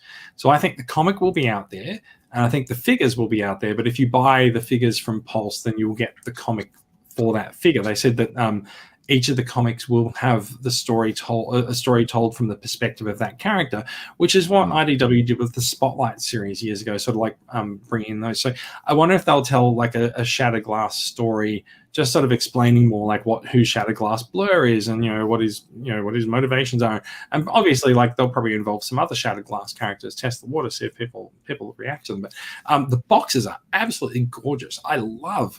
I absolutely love the purple and pink and black color scheme that they've got for these on the boxes. Like, this looks unlike anything else that's been on the shelves for Transformers. And I think that looks fantastic for it. But again, I think that these are retail boxes, and I think these belong on store shelves somewhere. So I don't think they'll be exclusive to Pulse. In fact, I know they're not exclusive to Pulse because I know that retailers around Asia are expecting them in July, and pre-orders are going to go up sometime in the next week or so. So like they're definitely coming away from being like only on Pulse. I'm totally in for it. Like I feel people are rightly critical of the Studio Series 86 Blur mold. Like, he's maybe a little bit maybe a little bit simple as a G1 Blur, but maybe with that new face sculpt and sort of the meaner paint job, maybe they can really elevate the figure. Speaking of the face sculpt, though, what this Shattered Glass version shows you is that they didn't spend enough time on the SS86 Blur for the face sculpt, because they clearly did a lot better on this. If you forget about the damage to the face, I mean, the version that we got in SS86 looks like Jim Carrey in The Mask. This one actually looks like a proper robot with a bit of damage. Okay, fine, but take the damage off. This sculpt looks much better. And if I can imagine this proper sculpt on the SS86, I think Blur would have been a lot more popular. Yeah, so I've got the comic art. Who I believe this is from Casey Collier. I've got the comic art, and I try as I might. Every time I look at this, it looks like Springer. Like it just doesn't lolook like Blur to me. It looks like Springer, and I can't see my way past it. I'm sorry, but yeah, at least the head sculpt on the character on the toy doesn't look like Springer. But also, I'm not sure that it really looks that much like Blur either. But yeah, so he's a different face sculpt, which I think is cool still. Yeah. Going back to what you were saying before, I'm really excited that Hasbro is embracing Shattered Glass. At the same time, I collected the Shattered Glass, variant toys as they were released. So I've already got a Blur, but at the same time, this Blur does really look pretty cool.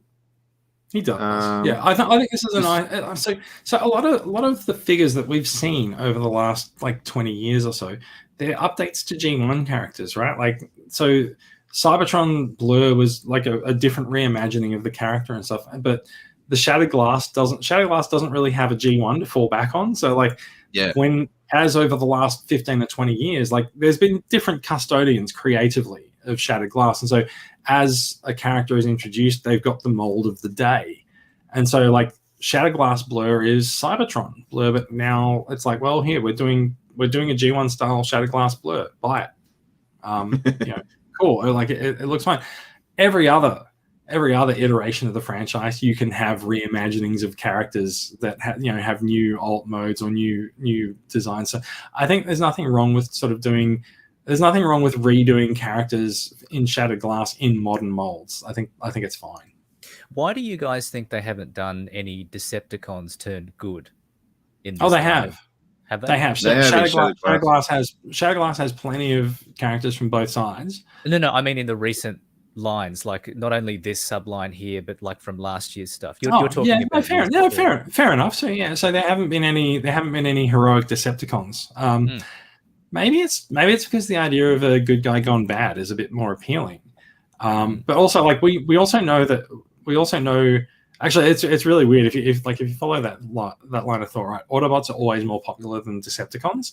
So and people say in Japan the Autobots are more popular than the Decepticons because they're the good guys. But now they're the bad guys, but they've still sort of kept with the popularity things. I don't know. I think it's just there are definitely Autobots coming, at least based on Decepticons. Decepticons coming. Yes, sorry. Yes, there's definitely heroic Decepticons on the way. Let's talk a little bit about what could be coming for this line. Yeah. Right. So we know there's 5 figures. Hasbro's called it a capsule line, which is interesting because it's the first time that they've really used that term for us. But whatever. I have been given a list of 5 figures that are apparently coming in this. Now, there's been rumors going on around this for these, but I'm gonna read out the list. Okay. There is going to be a Shattered Glass Deluxe Gold Bug. He is a redeco of Cliffjumper, obviously. There is going to be a Voyager Starscream. Presumably, this would be from the Earthrise mold. We'll see. So it could be another nice redeco of the Earthrise Voyagers. There is going to be a Voyager Megatron. That could be really cool, right? Because so you got to remember, in Shattered Glass, Megatron is the hero, right? The final thing that I've heard, and this does actually match up in a really weird way with some stuff that I've heard. Jetfire. Now, see, the only one that might be getting a reissue of Jetfire. Yes, I would be interested in that because, I've got toys of the other characters already, but at the same time, I would like to see them. But a Shattered Glass Jetfire would be. Has there been a Shattered Glass Jetfire in the publications or anything? There is basically, I think, one panel in a comic that shows a Shattered Glass Jetfire, and he's sort of he's a dark scheme with black and purples and stuff. There is dark Skyfire. Yes, so I was going to say there's a dark Skyfire in the Henke series, I think, which I think basically maps to the color scheme that you would expect from Jetfire. I'm totally in for another Jetfire if it's a Shattered Glass deco. That could be really cool. Also, they've shown that they're not afraid to go big on what are essentially the Gen Select characters or the collector oriented things, because they're doing Black Zarak as well as a Titan. So if they're doing a Titan, they can totally do a Commander as a more collector focused thing. So let's repaint Jetfire as an evil version of him and get him out there. I'm totally there for it. The only one of those characters listed that gives me pause is Goldbug. But even then, like, it's a great little mold, that Cliff Jumper. So I'm totally there for Goldbug, right? Also, the evil version of Goldbug was a repaint of Hotshot, and he was like black and gold. He's more black than gold. So like, that could also be a really cool use of the mold.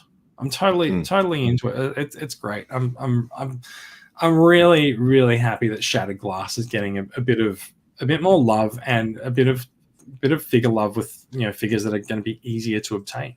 Sort of a bit of mainstream attention.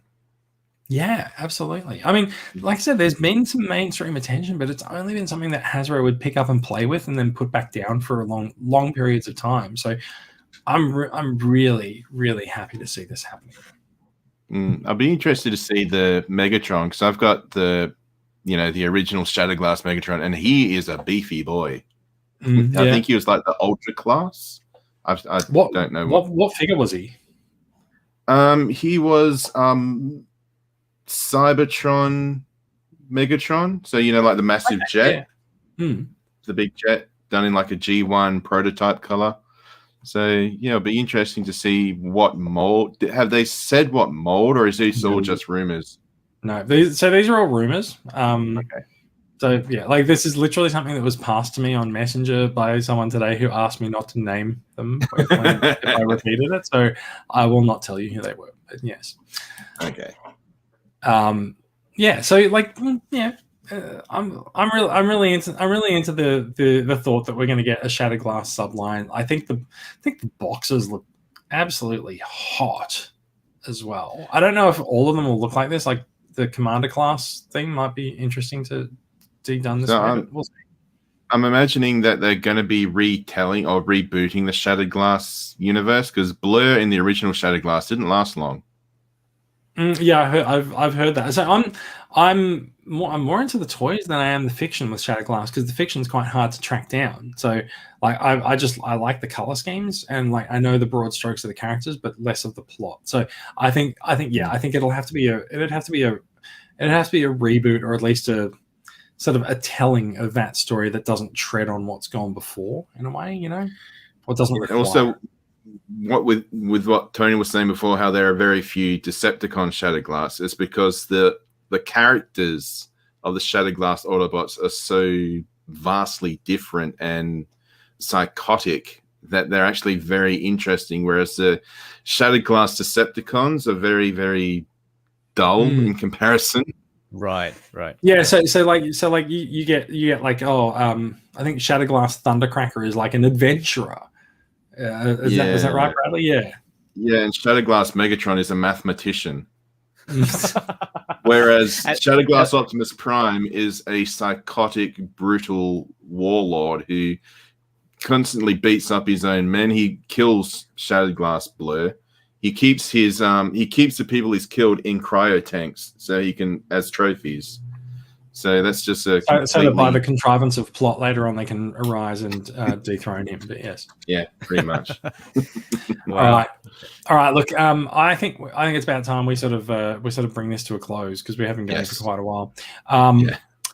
Anyone else in or out of Shattered Glass? Tony, what do you think? I'm interested. I'm not going to discount it, because I want to see the designs, though, because I really like the idea of a different colored Jetfire as well. Because I just love that toy. Like, I can't stop playing with it. So if you give me a different version of it, I think I'll have the same level of enthusiasm. But jury's out. I want to see the other ones first. So see how we go. Yeah, fair enough too. Yeah. So interestingly enough, I think the Shattered Glass reveals are going to come thick and fast, because I've heard that they're going to be sort of released from July. We'll see. Also, the list that I was given specifically says that Blur is number 2. Number 1 is Goldbug. So I think if Blur and Goldbug come at the same time. Also, so these are deluxe. So you could get a box of deluxe figures and then a box of Voyager figures later. So maybe the deluxes will both come out at the same time in July, maybe, and then maybe the Voyagers come later. So to the question of the Commander class figure, if you recall, a really long time ago, I said that some sources had said that it looked like there was a second Commander class figure coming later this year. And I think Tony probably is familiar with the sources that I'm referring to. Yes. So yeah, and like this actually does match up. There is a second Commander class figure coming this year, and it's going to be Jetfire again. Yeah, So, yeah. Yeah. Is there a chance? I don't know. I think it'll be too soon, but it wouldn't be a Shattered Glass Rodimus, would it? Well, I mean, so the rumor says Jetfire.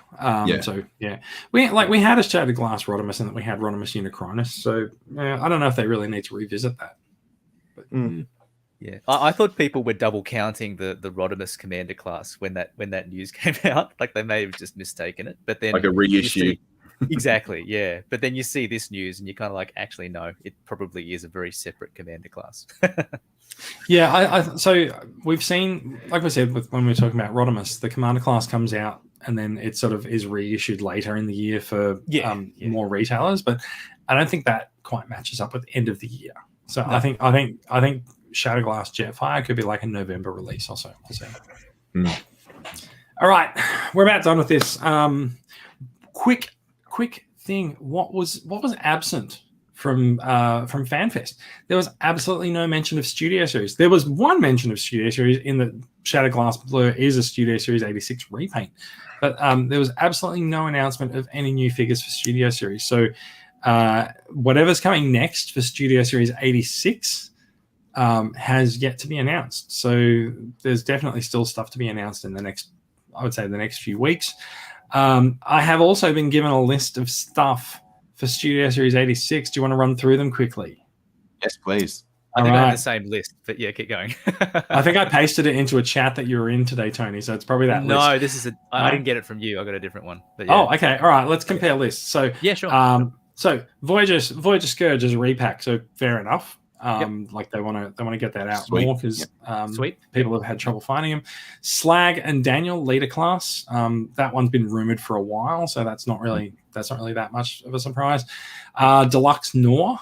So a new Sharkticon mold in the deluxe scale could be pretty cool. Yep. The next two are interesting ones. I'm gonna go. So one says a Voyager sweep. Now, we have seen a leak of a very Scourge-like figure that's not Scourge because he's got some red highlights and stuff on him. People have said that it's DevCon. Maybe it's just the generic sweep for Studio Series 86. So maybe we've seen that. The other one that's interesting is Thrust. And so there's been a rumor that there'll be a Bumblebee movie repaint of Bumblebee movie Starscream as Thrust. I don't know why Thrust, well, whatever. But this one very specifically says Voyager 86 Thrust, which could mean a re-release of Earthrise Thrust. Maybe people will be able to get Earthrise Thrust. I don't know. I can't really tell. Tony, what does your list say? It has those ones. I've also got Wreck-Gar on there, which we haven't mentioned yet. And it had Kingdom. Not Kingdom. It had the Voyager 86 Starscream with the coronation version. Yeah. But what I think has actually happened is that figure has now been either replaced or deleted from the product line and replaced with the Thrust that you're mentioning, Jace. So that's what I think has actually happened. Yeah. I think I saw an article that said Thrust and it said in brackets previously thought of as Coronation Starscream. Right. Yeah, right. Okay. Right. Yeah. Oh. Yeah. Yeah, it's a shame actually because I wouldn't actually mind a Coronation Starscream from the Earthrise Starscream mold. That would be cool. Yeah, rather than having to pay for the Thundercracker Masterpiece version that's going to have the Coronation cape and crown as an extra bit. Yeah. Yeah. So that's interesting. So yeah, Wreck-Gar was notably missing off the list that I got today. But yeah, it is interesting to see that maybe Thrust will get a re-release, and maybe it's Hasbro's apology for Thrust being a Target exclusive. I don't know. Well, Thrust did briefly appear in the movie, so yeah, I was going to say, he would probably be dented after having been hit by Optimus Prime. I actually hope that he has like an Optimus Prime grill-shaped paint job over him or something. Like that would be cool. It's the one time where battle damage is actually acceptable on this figure. Yeah, battle damage is acceptable if the battle damage came from Optimus Prime. That's the only time it's all right. Yeah. That's right.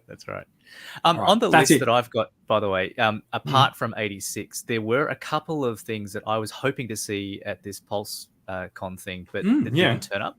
And the big one was this re-release of Sideswipe that's been put together in a 2-pack with Night Prowler, who I am not familiar with, but I assume that the Sideswipe listing is the Earth mode Sideswipe that we've all been waiting for. I don't know who the hell Night Prowler is, but I'm hoping that it's at least a good-looking figure.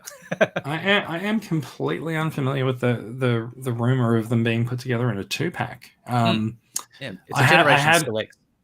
Yeah, right. Okay, maybe it's like Cordon and Spin Out, but I had heard that we were getting an Earth mode Sideswipe, but yeah, that's also notably absent from things that have been announced here. We don't. So, is Kingdom it after Wave 3, or is there a Wave 4 yet to be revealed? Maybe Earth mode Sideswipe will be in that. No, but this is calling it Gen Select, so I don't know whether they are loose on that terminology. But between Kingdom and Gen Selects, I think they're pretty separate, right? So it probably doesn't sit within Kingdom.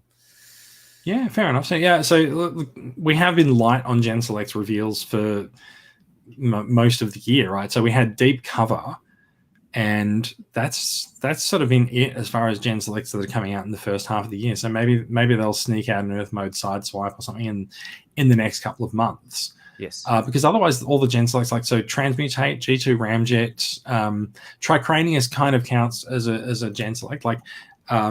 Otherwise all of those things are coming up in the tail half of the year. I'm going to get rid of the news stream and bring us back up here so that we're full screen, because we are pretty much done. Yep. We are a little bit light on Gen Selects for the first half of the year, but I think Gen Selects have been light in the first half of the year for the last few years. I think they've gone heavy on them in the latter half of the year. I think they like to let the retail line hit sort of Wave 1, 2, and 3 for the first half of the year, and then sort of introduce the more collector-oriented stuff. Yeah, it seems like they want to get like the main retail out first, and then just sort of do the collector stuff a bit later. I actually wonder if the Shattered Glass collection this year is the replacement for the Galactic Odyssey collection, or if we'll still see some sort of Amazon exclusive set of things. I think the Galactic Odyssey collection has not really. It's not I don't think it's gone the way that it should have for something that's a part of the Earthrise line to still be releasing in March when Kingdom is out. I feel like they really dropped the ball on the Galactic Odyssey line. So maybe their solution for that is to just not even make the next one a part of Kingdom and make it Shattered Glass instead. So we did hear that Shattered Glass would be a theme for Gen Selects this year. So maybe they've just elevated them from Gen Selects to a more prominent range. Yeah. Because I heard that there was a rumor there would be a Fan First Friday coming up in a couple of weeks.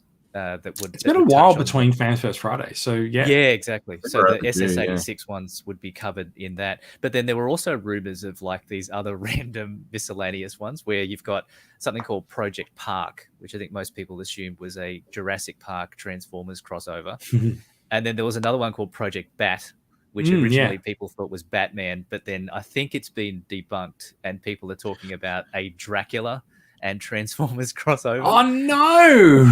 wasn't there it's going to be a fucking mind wipe repaint. Pictures of Beast Wars Megatron redone into T-Rex. Yes, that is another figure so there are leaks of T-Rex, and that was also notably absent from here. So there's definitely more stuff to be revealed. Yes. Yes. Which I'm looking forward to, because I'm surprised they haven't plugged up all these leaks. Because latest figure reveals have been like, okay, so you already know this guy's coming out. Here's the official announcement. Hasbro in the Pulse Fan Fest in the Fan Fest stream when Kingdom came up, they said, "Oh yeah, look, 80% of this is already leaked, but come on, just watch anyway." So, yeah.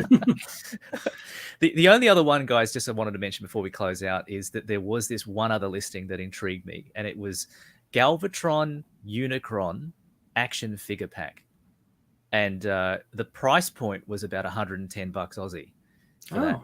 And I'm surprised. I don't know what it is though. Galvatron Unicron action figure pack. What could it be? Like a crossover between them? Maybe you get the same Galvatron figure we're getting for Kingdom, but with a little, I don't know, a Unicron slug or something like to. I was change thinking, it up. there's in the Japanese headmasters, there's like this really stupid idea my Galvatron God. has. Oh my Yeah. God. Where Oh Galvatron my wants God, to. no. It's going to be incorporate a the shell for planet Earth. Galvatron that looks like Unicron. Yeah. Yeah. Oh my God, I'm totally there for that if it comes out. Tony, if you haven't seen Yes. it, you owe it to yourself to Google it. Okay, I'll take a look. Hang on a Yeah. sec. I can satisfy this. Hang on. Yeah. So It's what, only they like a merge brief shot. Galvatron?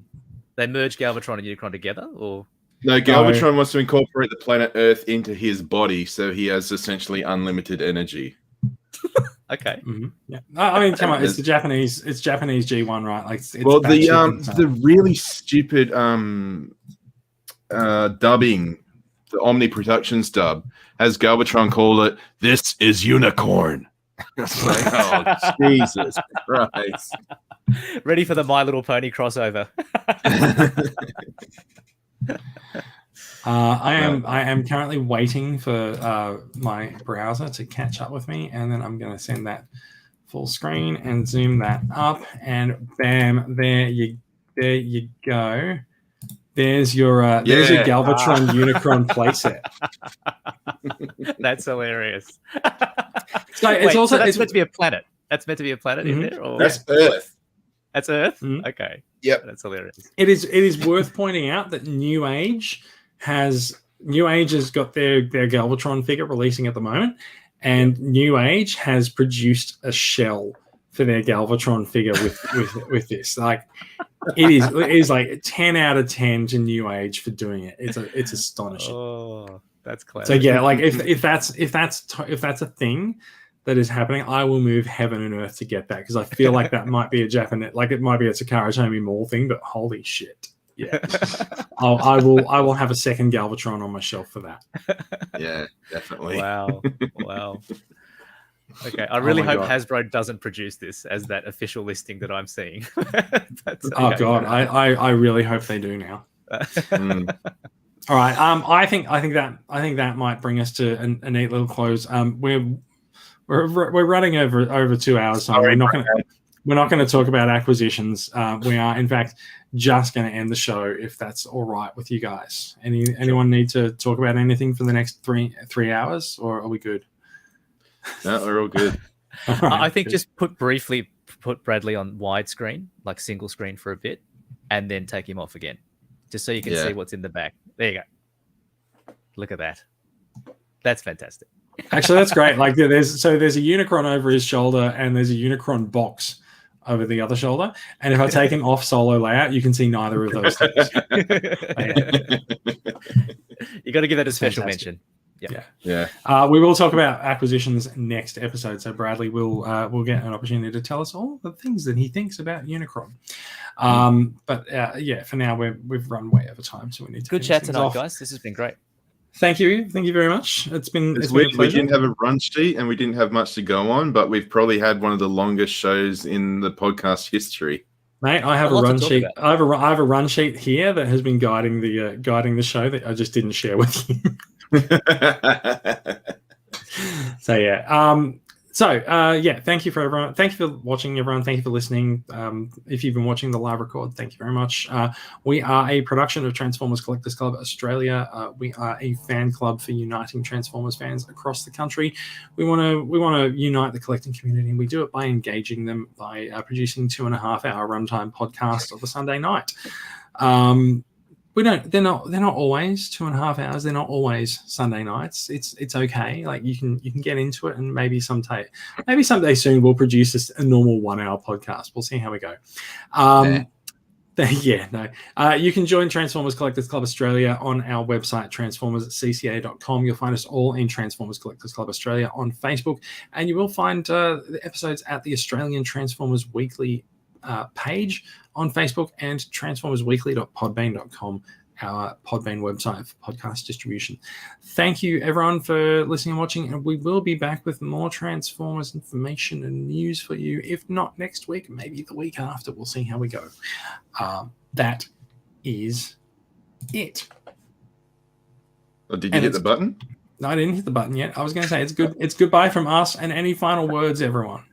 I was going to say, find me on twitch.tv/GroovyGuyGaming, where I'm going to be having Unicron in the background for the next couple of weeks. So if you have any Unicron-based questions, please do feel free to pop in and ask, and I'll do my best to answer.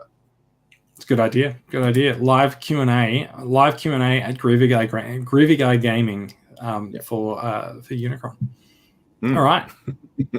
All right. Without any further ado, everyone, thank you for your time on a Sunday night. Some people have been watching all the way through. We do appreciate you very much, and thank you, everyone, and thank you to the 13th for commenting so much on YouTube as well. It's not often we get YouTube comments, so thank you. Thank you. Yeah, and the podcast will be out when Brad gets to edit it for us. So thank you very much, and goodbye, everyone. Good night, everyone. Bye.